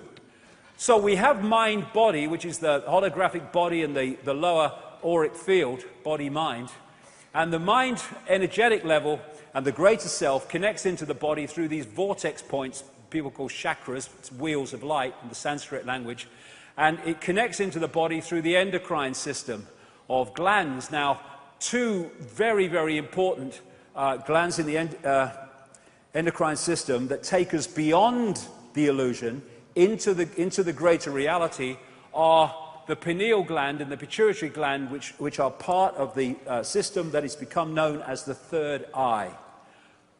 What a surprise that one of the major effects of fluoride in the water and in the toothpaste is to calcify the pineal gland. and thus stop it functioning as a greater self connector with a greater reality. They want to hold us in the five senses. That's why all these things are targeted. And the people, putting the stuff in, they haven't got a clue. It's just their job. Oh, I don't know, not a reason why. I'm talking about those that are dictating that it happens in the first place. So we're living a false identity. That's why we are enslaved. We think we're men and women. Well, we are. It's an experience. It's a nice experience to be a man, nice experience to be a woman. There's different experiences. That's fair enough. But if we start identifying man and woman being who we are rather than what we're experiencing, then again, we get caught in the illusion. How can men or women be what we are when through hormonal changes, i.e. vibrational changes here, information changes, you can go from a man to a woman, like that chicken a few years ago, Freaky, that had that massive explosion of testosterone and went from a hen to a cockerel chasing the hens because of a chemical change. It's just a vehicle, it's not who we are. Same with our emotions, oh yes, it's my emotions, that's who I am. Well, how can they necessarily be what you are when you can be massively affected emotionally by chemical input? There was that woman a few years ago in all the papers who was a clinical depressive for 40 years, went into clinical depression out of nowhere, couldn't understand it, in institutions, out of institutions for 40 years, and someone asked her, interesting question, a relevant question, can you remember anything that happened just before this happened? And they said, well, the only thing I can remember is I had 19 tooth fillings with mercury. So then she had a mercury detox after having the fillings taken out and changed, and 40 years of clinical depression disappeared. And she would have said for 40 years, I'm a clinical depressive. No! That's a malfunction of your operating system. It's not who you are. So, it's a question that's worth asking. If the world's not solid, what's going on? Because it bloody seems so solid, doesn't it? Well, yes, it does. I grant you that. I mean, all these things look very, very solid, and if you bang your head against them, it hurts. But if you walk through fire, you get burned. If you believe you get burned, and you walk through fire in another state of awareness and you don't get burned, we are decoding the solidity. It's part of the process that we are going through to create this reality. Quantum physics has long shown this reality is not solid and can't be solid. They say it's made of atoms. Well, atoms have no solidity. As someone said, quite rightly, that if you take the nucleus of an atom to be the size of a 10-cent piece, then the atom would have to be about the size of a cathedral. And the rest would be empty space. Actually, it's not empty space. It's just a packet of bloody energy. And when you put a disk in a computer, as the decoding process goes on to put it on a screen, certain processes happen. This thing that they call atoms is just one of the processes to turn vibrational information through electrical into digital and holographic. We live in a holographic world, illusory physical. And this is very, very important, because if you think the world is solid, what's solid another word for? Limitation. I can't. Once you realize it's fluid and you can play with it, once you start to awaken to it, then limitation starts to be diluted. They don't want people with diluted limitation. They want people with a perception of total limitation. So this is a studio where they make holograms. Basically, there's a laser. They break it into two sides. One goes onto a photographic print. One goes onto the print and bounces on, collides with that part of the laser, having taken on, in effect, vibrationally, the image that they want to holographically take a picture of. And so what happens on the photographic print is you have what they call in holographics, here we go, waveform, a waveform interference pattern. And it's basically like dropping two pebbles in a pond, and the waveforms go out from that, and as they collide, that is a waveform representation of where those pebbles dropped, how big they were, how fast they dropped. All those things are encoded in that waveform. If you could decode it, it would tell you that. And this is a holographic waveform on a holographic print. Looks like a fingerprint. I would suggest that's Absolutely not an accident. Anyway, all you do then, because that is waveform information. It is another version of the waveform construct of the whole universe, which plays out into this by decoding it. And then when you decode this by firing a laser at it, amazing things happen. Apparently three-dimensional images appear. And they look as solid as you and me, but you can put your hand through them because they're illusions. There again is the print, fire a laser at it, bingo, there's a three-dimensional image. These are all holograms. Another hologram, another hologram. Oh, God, if only. But I'll talk about her after we've had a bit of lunch. Yes, I've lost my knighthood, you know. I've lost my knighthood. It was the Satanism at Balmoral that did it in the end. That was the clincher. Anyway, this is a guy on a stage in Melbourne. This is a guy on this stage in Adelaide, and he is a holographic projection. They're using more and more holograms in all these different ways. There's an Elvis hologram there. That's CNN playing with holograms. And thus, this physical world that seems so solid is actually a decoded reality through the digital to the holographic. I mean, you know, you can look at a computer game and the best of them look real solid when you're looking at the screen. It's just information being decoded. The world is holographic of the conscious mind. In 2009, after I've been talking about this and writing about this for years, I came across this New Scientist magazine, centre of mainstream science in Britain magazine, from 2009, and the front cover was, "You are a hologram projected from the edge of the universe." Because some mainstream scientists even now are seeing that the cul-de-sacs exist for all the mainstream explanations for reality. They go nowhere. There has to be another explanation, and a number of them are now going into the holographic level. But it's not a hologram projected from the edge of the universe. It's not. It's a hologram being decoded from information that pervades the frickin' universe. That's what it is. And there's this other thing about this question that many scientists have, when they've seen that something can take a waveform and a particle form at the same time. How is that possible? Well, let's look at the hologram. When you have your holographic print, your information construct in waveform, and you decode it with the laser and it projects the three-dimensional illusory physical image, then you have the physical and you have the waveform at the same time. Not only that, they have to exist at the same time, because that is merely a projection from that. Take away that, you take away that. And the other great thing is, it explains so much, this one. The other great thing about holograms is that every part of a hologram is a smaller version of the whole. Thus, if you take a holographic print and you cut it into 4 and fire the laser at each one, you do not get a quarter part of the picture, you get a quarter-size version of the whole picture. So every part of a hologram is a smaller version of the whole. Yes, the smaller you go, the less clarity you get, but it's still a smaller version of the whole, and that's what this is. Reflexology and acupuncture and other alternative ways of healing can find places on the hands and the feet where they can treat organs and other parts of the body, because the feet, the ear, the hand are just smaller parts of the body hologram.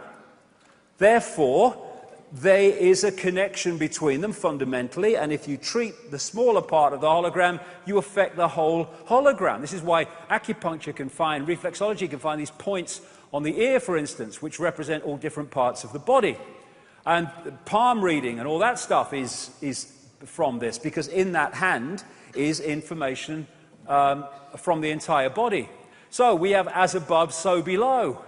We have the human energy field in the smaller part of the hologram, and we have the earth energy field in the greater part of the hologram. We have the hologram, again, expressed there in the brain cell and the universe. And as William Blake, in a greater part of that poem, to see a world in a grain of sand and heaven in a wild flower, hold infinity in the palm of your hand and eternity in an hour. A pinhead and infinity are the same thing. This is just One point, literally, within the greater ocean.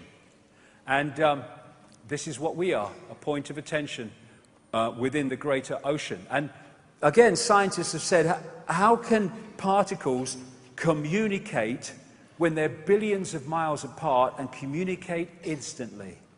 Answer, they are not billions of miles apart. They are expressions of the one infinite whole, and thus, when they move as the one infinite whole, their communication must be instant, because there is actually no space between them. And then, dogmas. Dogma's got a fret on now. Astrology. Astrology! Freaks! Rubbish! Well, let's have a look what astrology is. We see planets and stuff like that moving around.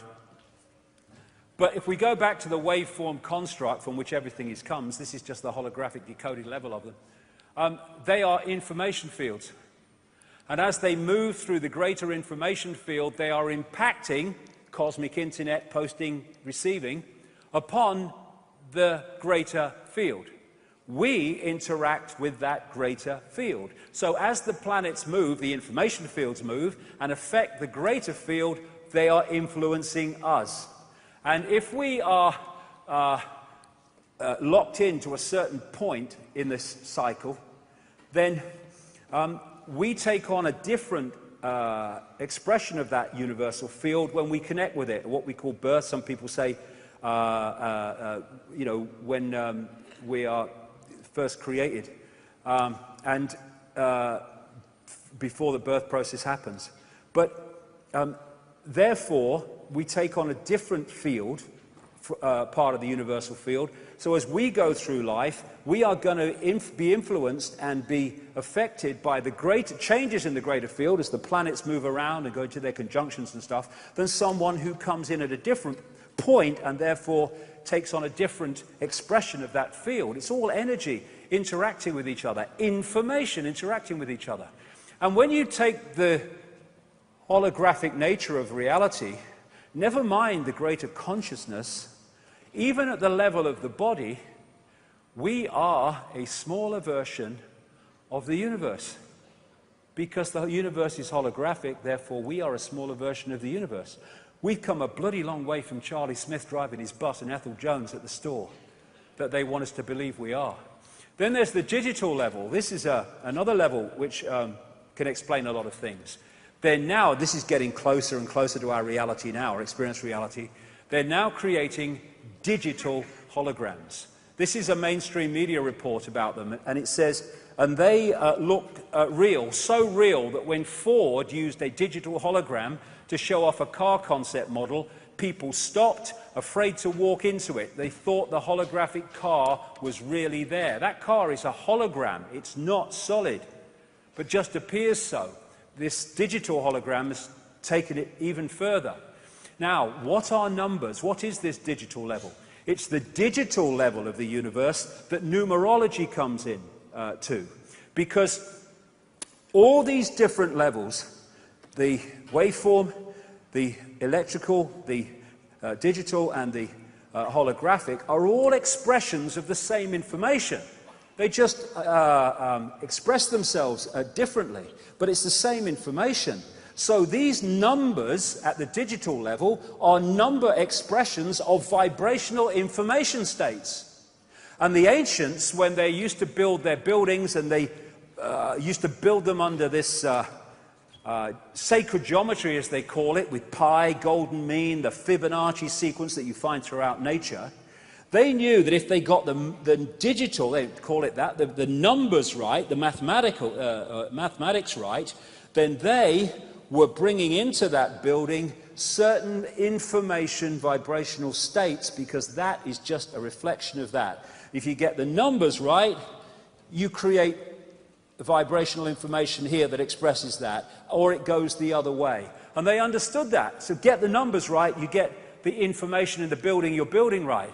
And they are expressing A, C, G, and T, the codes of DNA, now as binary codes, on-off electrical charges. Where do you find them? In computers. And so, what does this all mean? I'm not sure, but we'll see. What does all this mean? It means we're living a false identity. And it's that false identity that holds us in servitude. We think we're humans. It is an experience. What we are is infinite awareness having that experience. And once we self-identify with the experience instead of with I am all that is ever can be, then we're pulled into the matrix, we're pulled into the illusion, we're pulled into enslavement. You can see on the lower levels of the greater self now, this technology that can capture these energy fields. And of course, near-death experiencers who've left the holographic level have experienced some of these other levels that I'm talking about, and some of these other states beyond the illusion. And I studied this a lot for many years during my research, and the common themes that people repeat are incredible. This is one that encapsulates everything that I've been talking about, a near-death experience telling of what happened to him. He said, everything from the beginning, my birth, my ancestors, my children, my wife, everything comes together simultaneously. I saw everything about me and about everyone who was around me. I saw everything they were thinking now, what they thought then, what was happening before, what was happening now. There is no time. There is no sequence of events, no such thing as limitation of distance, of period, of place. I could be anywhere I wanted to be simultaneously. That is who we are, and that is what the control system is desperate for us not to remember.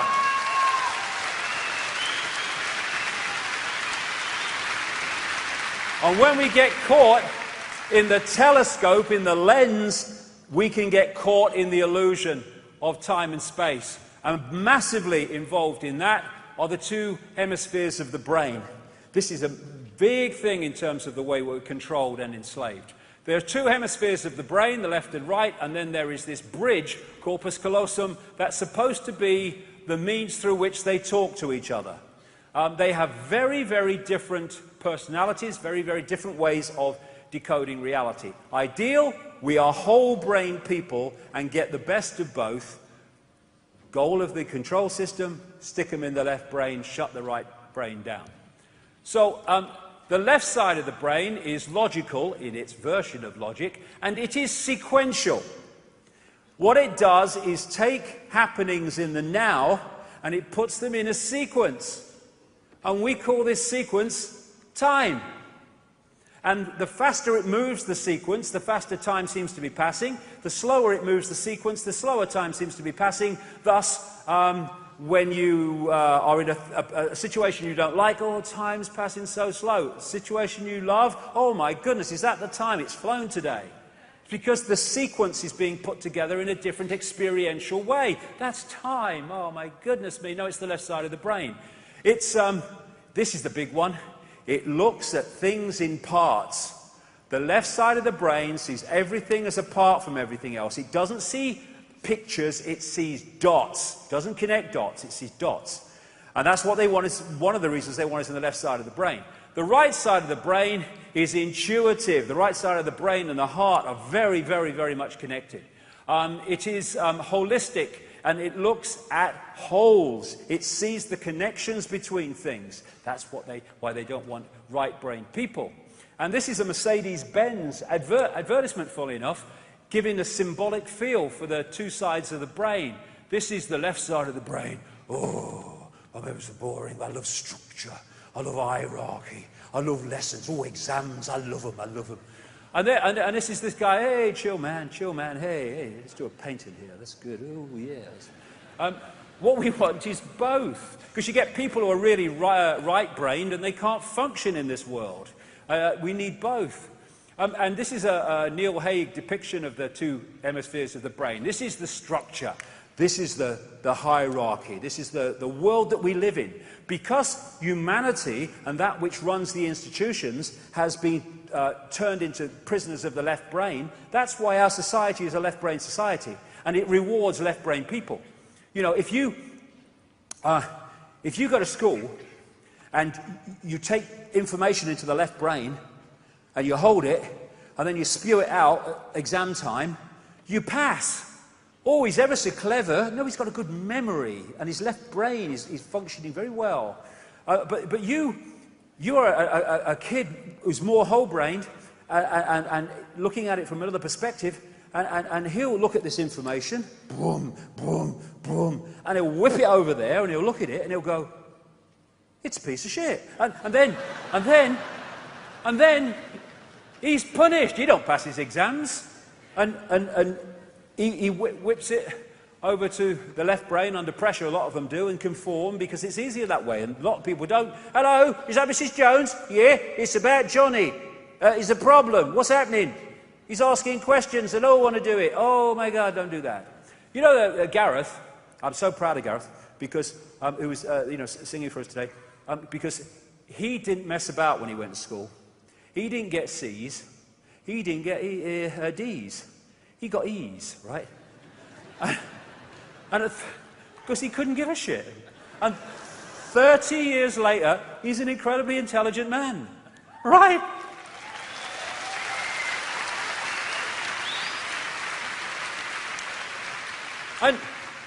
And here's another Neil Haig depiction. What this system is set up to do, therefore, and what I've just described is part of it, is to firewall off the left side of the brain and keep right brain people out. And left brain people, therefore, are very suspicious of right brain people. He's a bit of a bloody loony, he is, and all that stuff. This is the artist. This is the maverick. This is the visionary. This is the one that can see beyond the illusion. But they want the focus of attention in the left side of the brain. Hey, look, mate, honestly, mate, okay, I'm standing here, I've got reddish hair, I've got a brown bloody T-shirt on, there's a big word called doom on the bloody... No, mate, it can't be. I'm driving down the road, I'm going to vote for Obama. You know, I mean, the illusion is just so massive. And this is Jill Bolte-Taylor, she's a brain scientist, and she had a stroke in the left side of the brain in 1996, one morning, and as the stroke was happening, she was getting more and more outside of this reality that we call the real world. And what was happening is that her left side of the brain was no longer decoding reality as it should because it was malfunctioning. Suddenly, her hands didn't look like hands anymore. There was no point where her body ended and the rest of the room started. It was one energy field. She, in her words, lost 37 years of emotional baggage because the baggage was in the operating system and it was no longer being decoded, thus she wasn't experiencing it. And she said that during this stroke, when it was happening, she didn't realize it was a stroke for a while. She actually remained conscious for a lot of time, which is why she was able to retell the experience. And she said at one point she's trying to call work to get some help, but she gets the business cards, she's trying to see the number because she can't remember the number, but she can't see numbers. All she can see is digital squiggles. Why? Because the left side of the brain had stopped decoding through the digital into the holographic, and thus she'd gone back to the digital, and she was seeing that level of reality. And then she had waves of clarity every now and again, which allowed her to go forward. After 45 minutes, she managed to ring work. So she rings work, and the guy must have picked it up and said hello, or something like that. And all she heard at the other end was woof, woof, woof. And she said, I said to him, it's Jill, I'm in trouble. She's sure as hell, she said, I said, it's Jill, I'm in trouble. But all she heard herself say was woof, woof, woof. Why?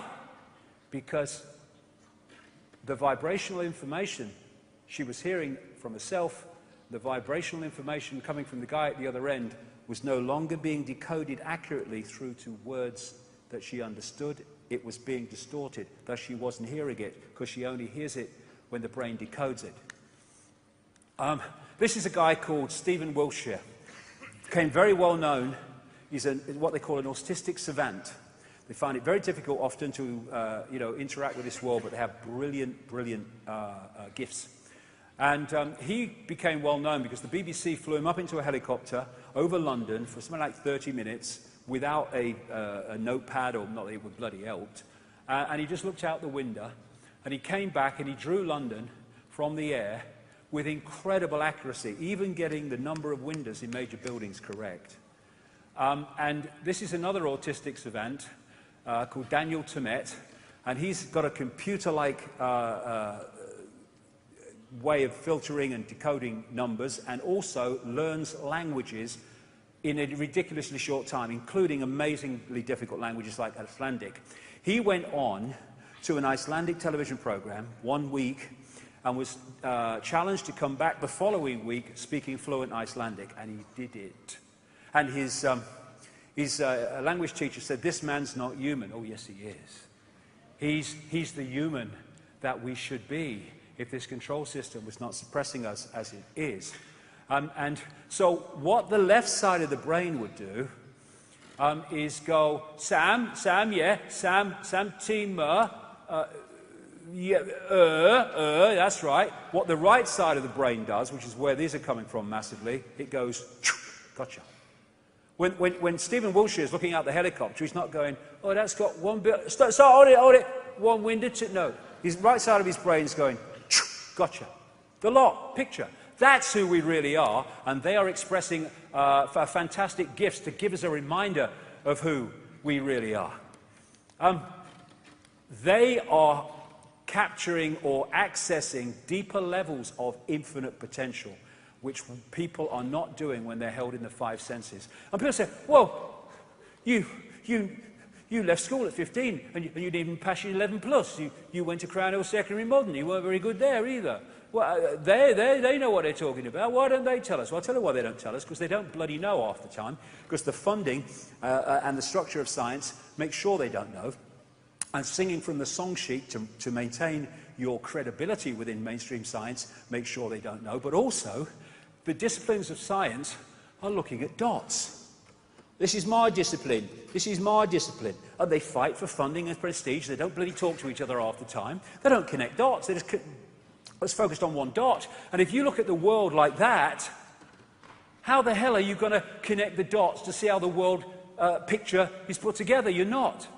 We worship the intellect. Boom, boom. Have you noticed? Not by accident. They're putting kids through what you might call academic type subjects, boom, left brain, earlier and earlier.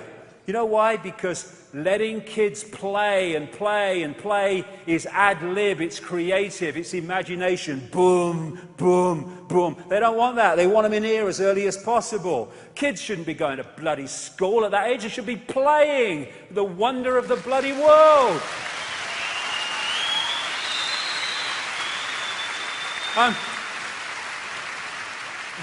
Compared with consciousness, compared with the heart innate intelligence, this is the village bloody idiot, but we worship it.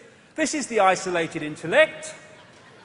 That's why the world's bloody mad. This is what the isolated intellect does. It puts you in these minute little bubbles of awareness, consciousness or mind, all that is or little me. Free yourself, not just free your mind, free ourselves from mind and the diktats of mind. Blank sheet of paper. Okay, from this moment, all my preconceived idea got to earn its place on this piece of paper by information, evidence, insight.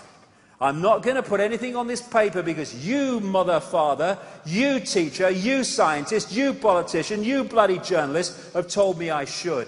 I'm deciding what goes on my piece of paper because I am a unique expression of all that is. And I'm not you, I am me. Open your mind, open your heart, get into this in a big way later. And when you open your heart and you open your mind, you access the universal field beyond the illusion, and bingo, massive insights and understandings come pouring in. Not because you're a chosen one, not because you're special, not because you are Jesus who's come to save the world, but because you've just opened yourself to that which is available to anyone who wants to open themselves to it. All possibility, infinite love is the only truth. Everything else is illusion. And this fork on the road, are we going to go with the head, which has got us into this bloody mess, or are we going to go with the heart, which takes another look at everything? Or even better, are we going to bring them together so they work as one unit in unison and we get the best of both? Consciousness or clones, that's the fork on the road.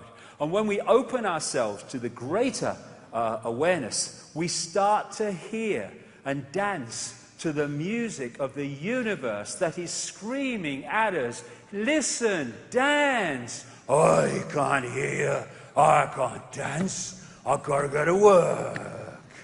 I've got to go to school. And John Milton said, those who danced were thought to be quite insane by those who could not hear the music. Those who are closed to the music, oh my God, it's so sad. They think you're crazy because you can hear what they can't hear, and thus you see and experience and behave in ways that they cannot understand.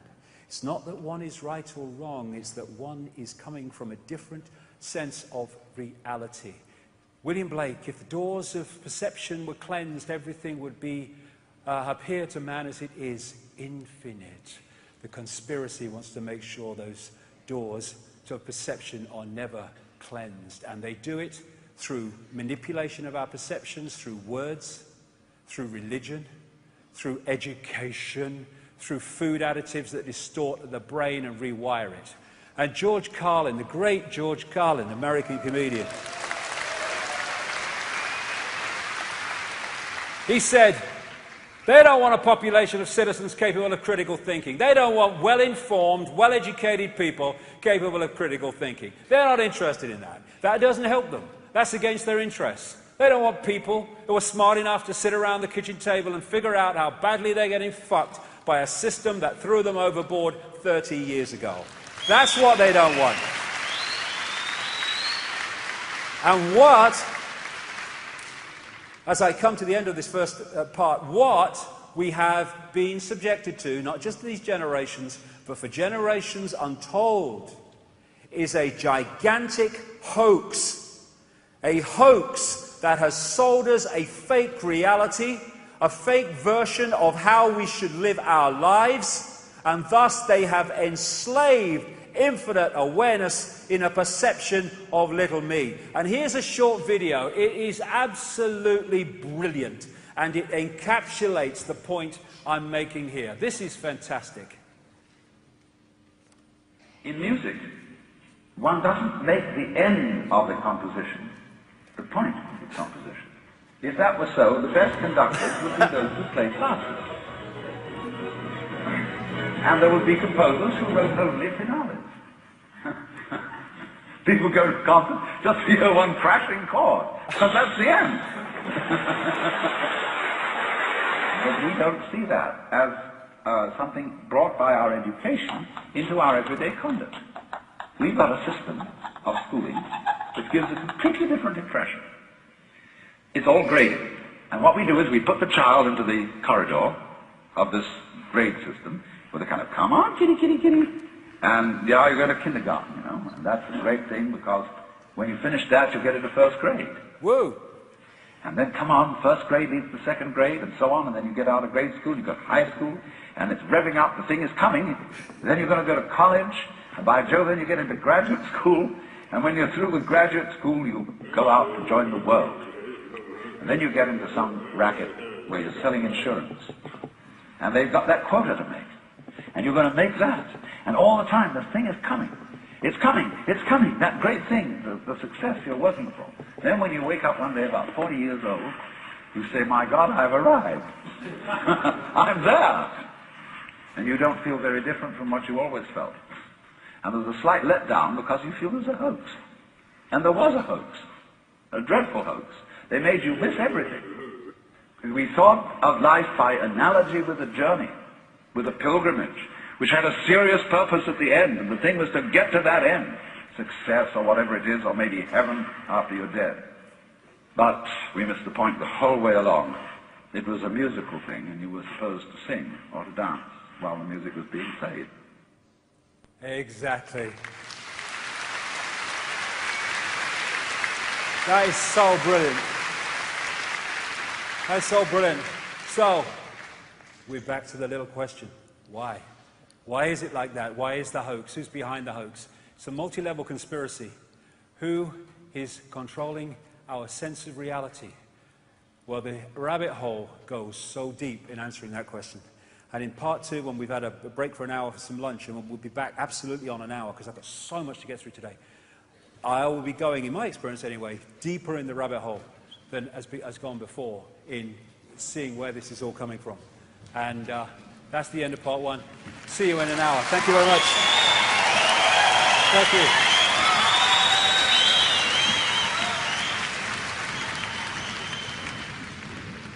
This break is for 1 hour. Please feel free to get food and drinks from the foyer during this time, but please remember the show will restart in precisely 1 hour.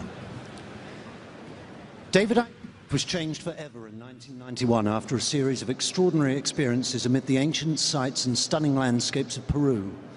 What happened set him on an incredible journey that's brought mass ridicule, dismissal, but ultimately recognition that he has something unique to say about the world, the nature of reality, and the forces that manipulate and dictate the direction of human society. David Icke returned to Peru follows the incredible places that he visited on that first momentous trip, plus many more. A group from around the world went with him to the breathtaking Machu Picchu, Lake Titicaca, and other locations and power centers in this incredible country. This new and exclusive DVD is available to buy in the foyer now. Please just ask one of the sales assistants for details.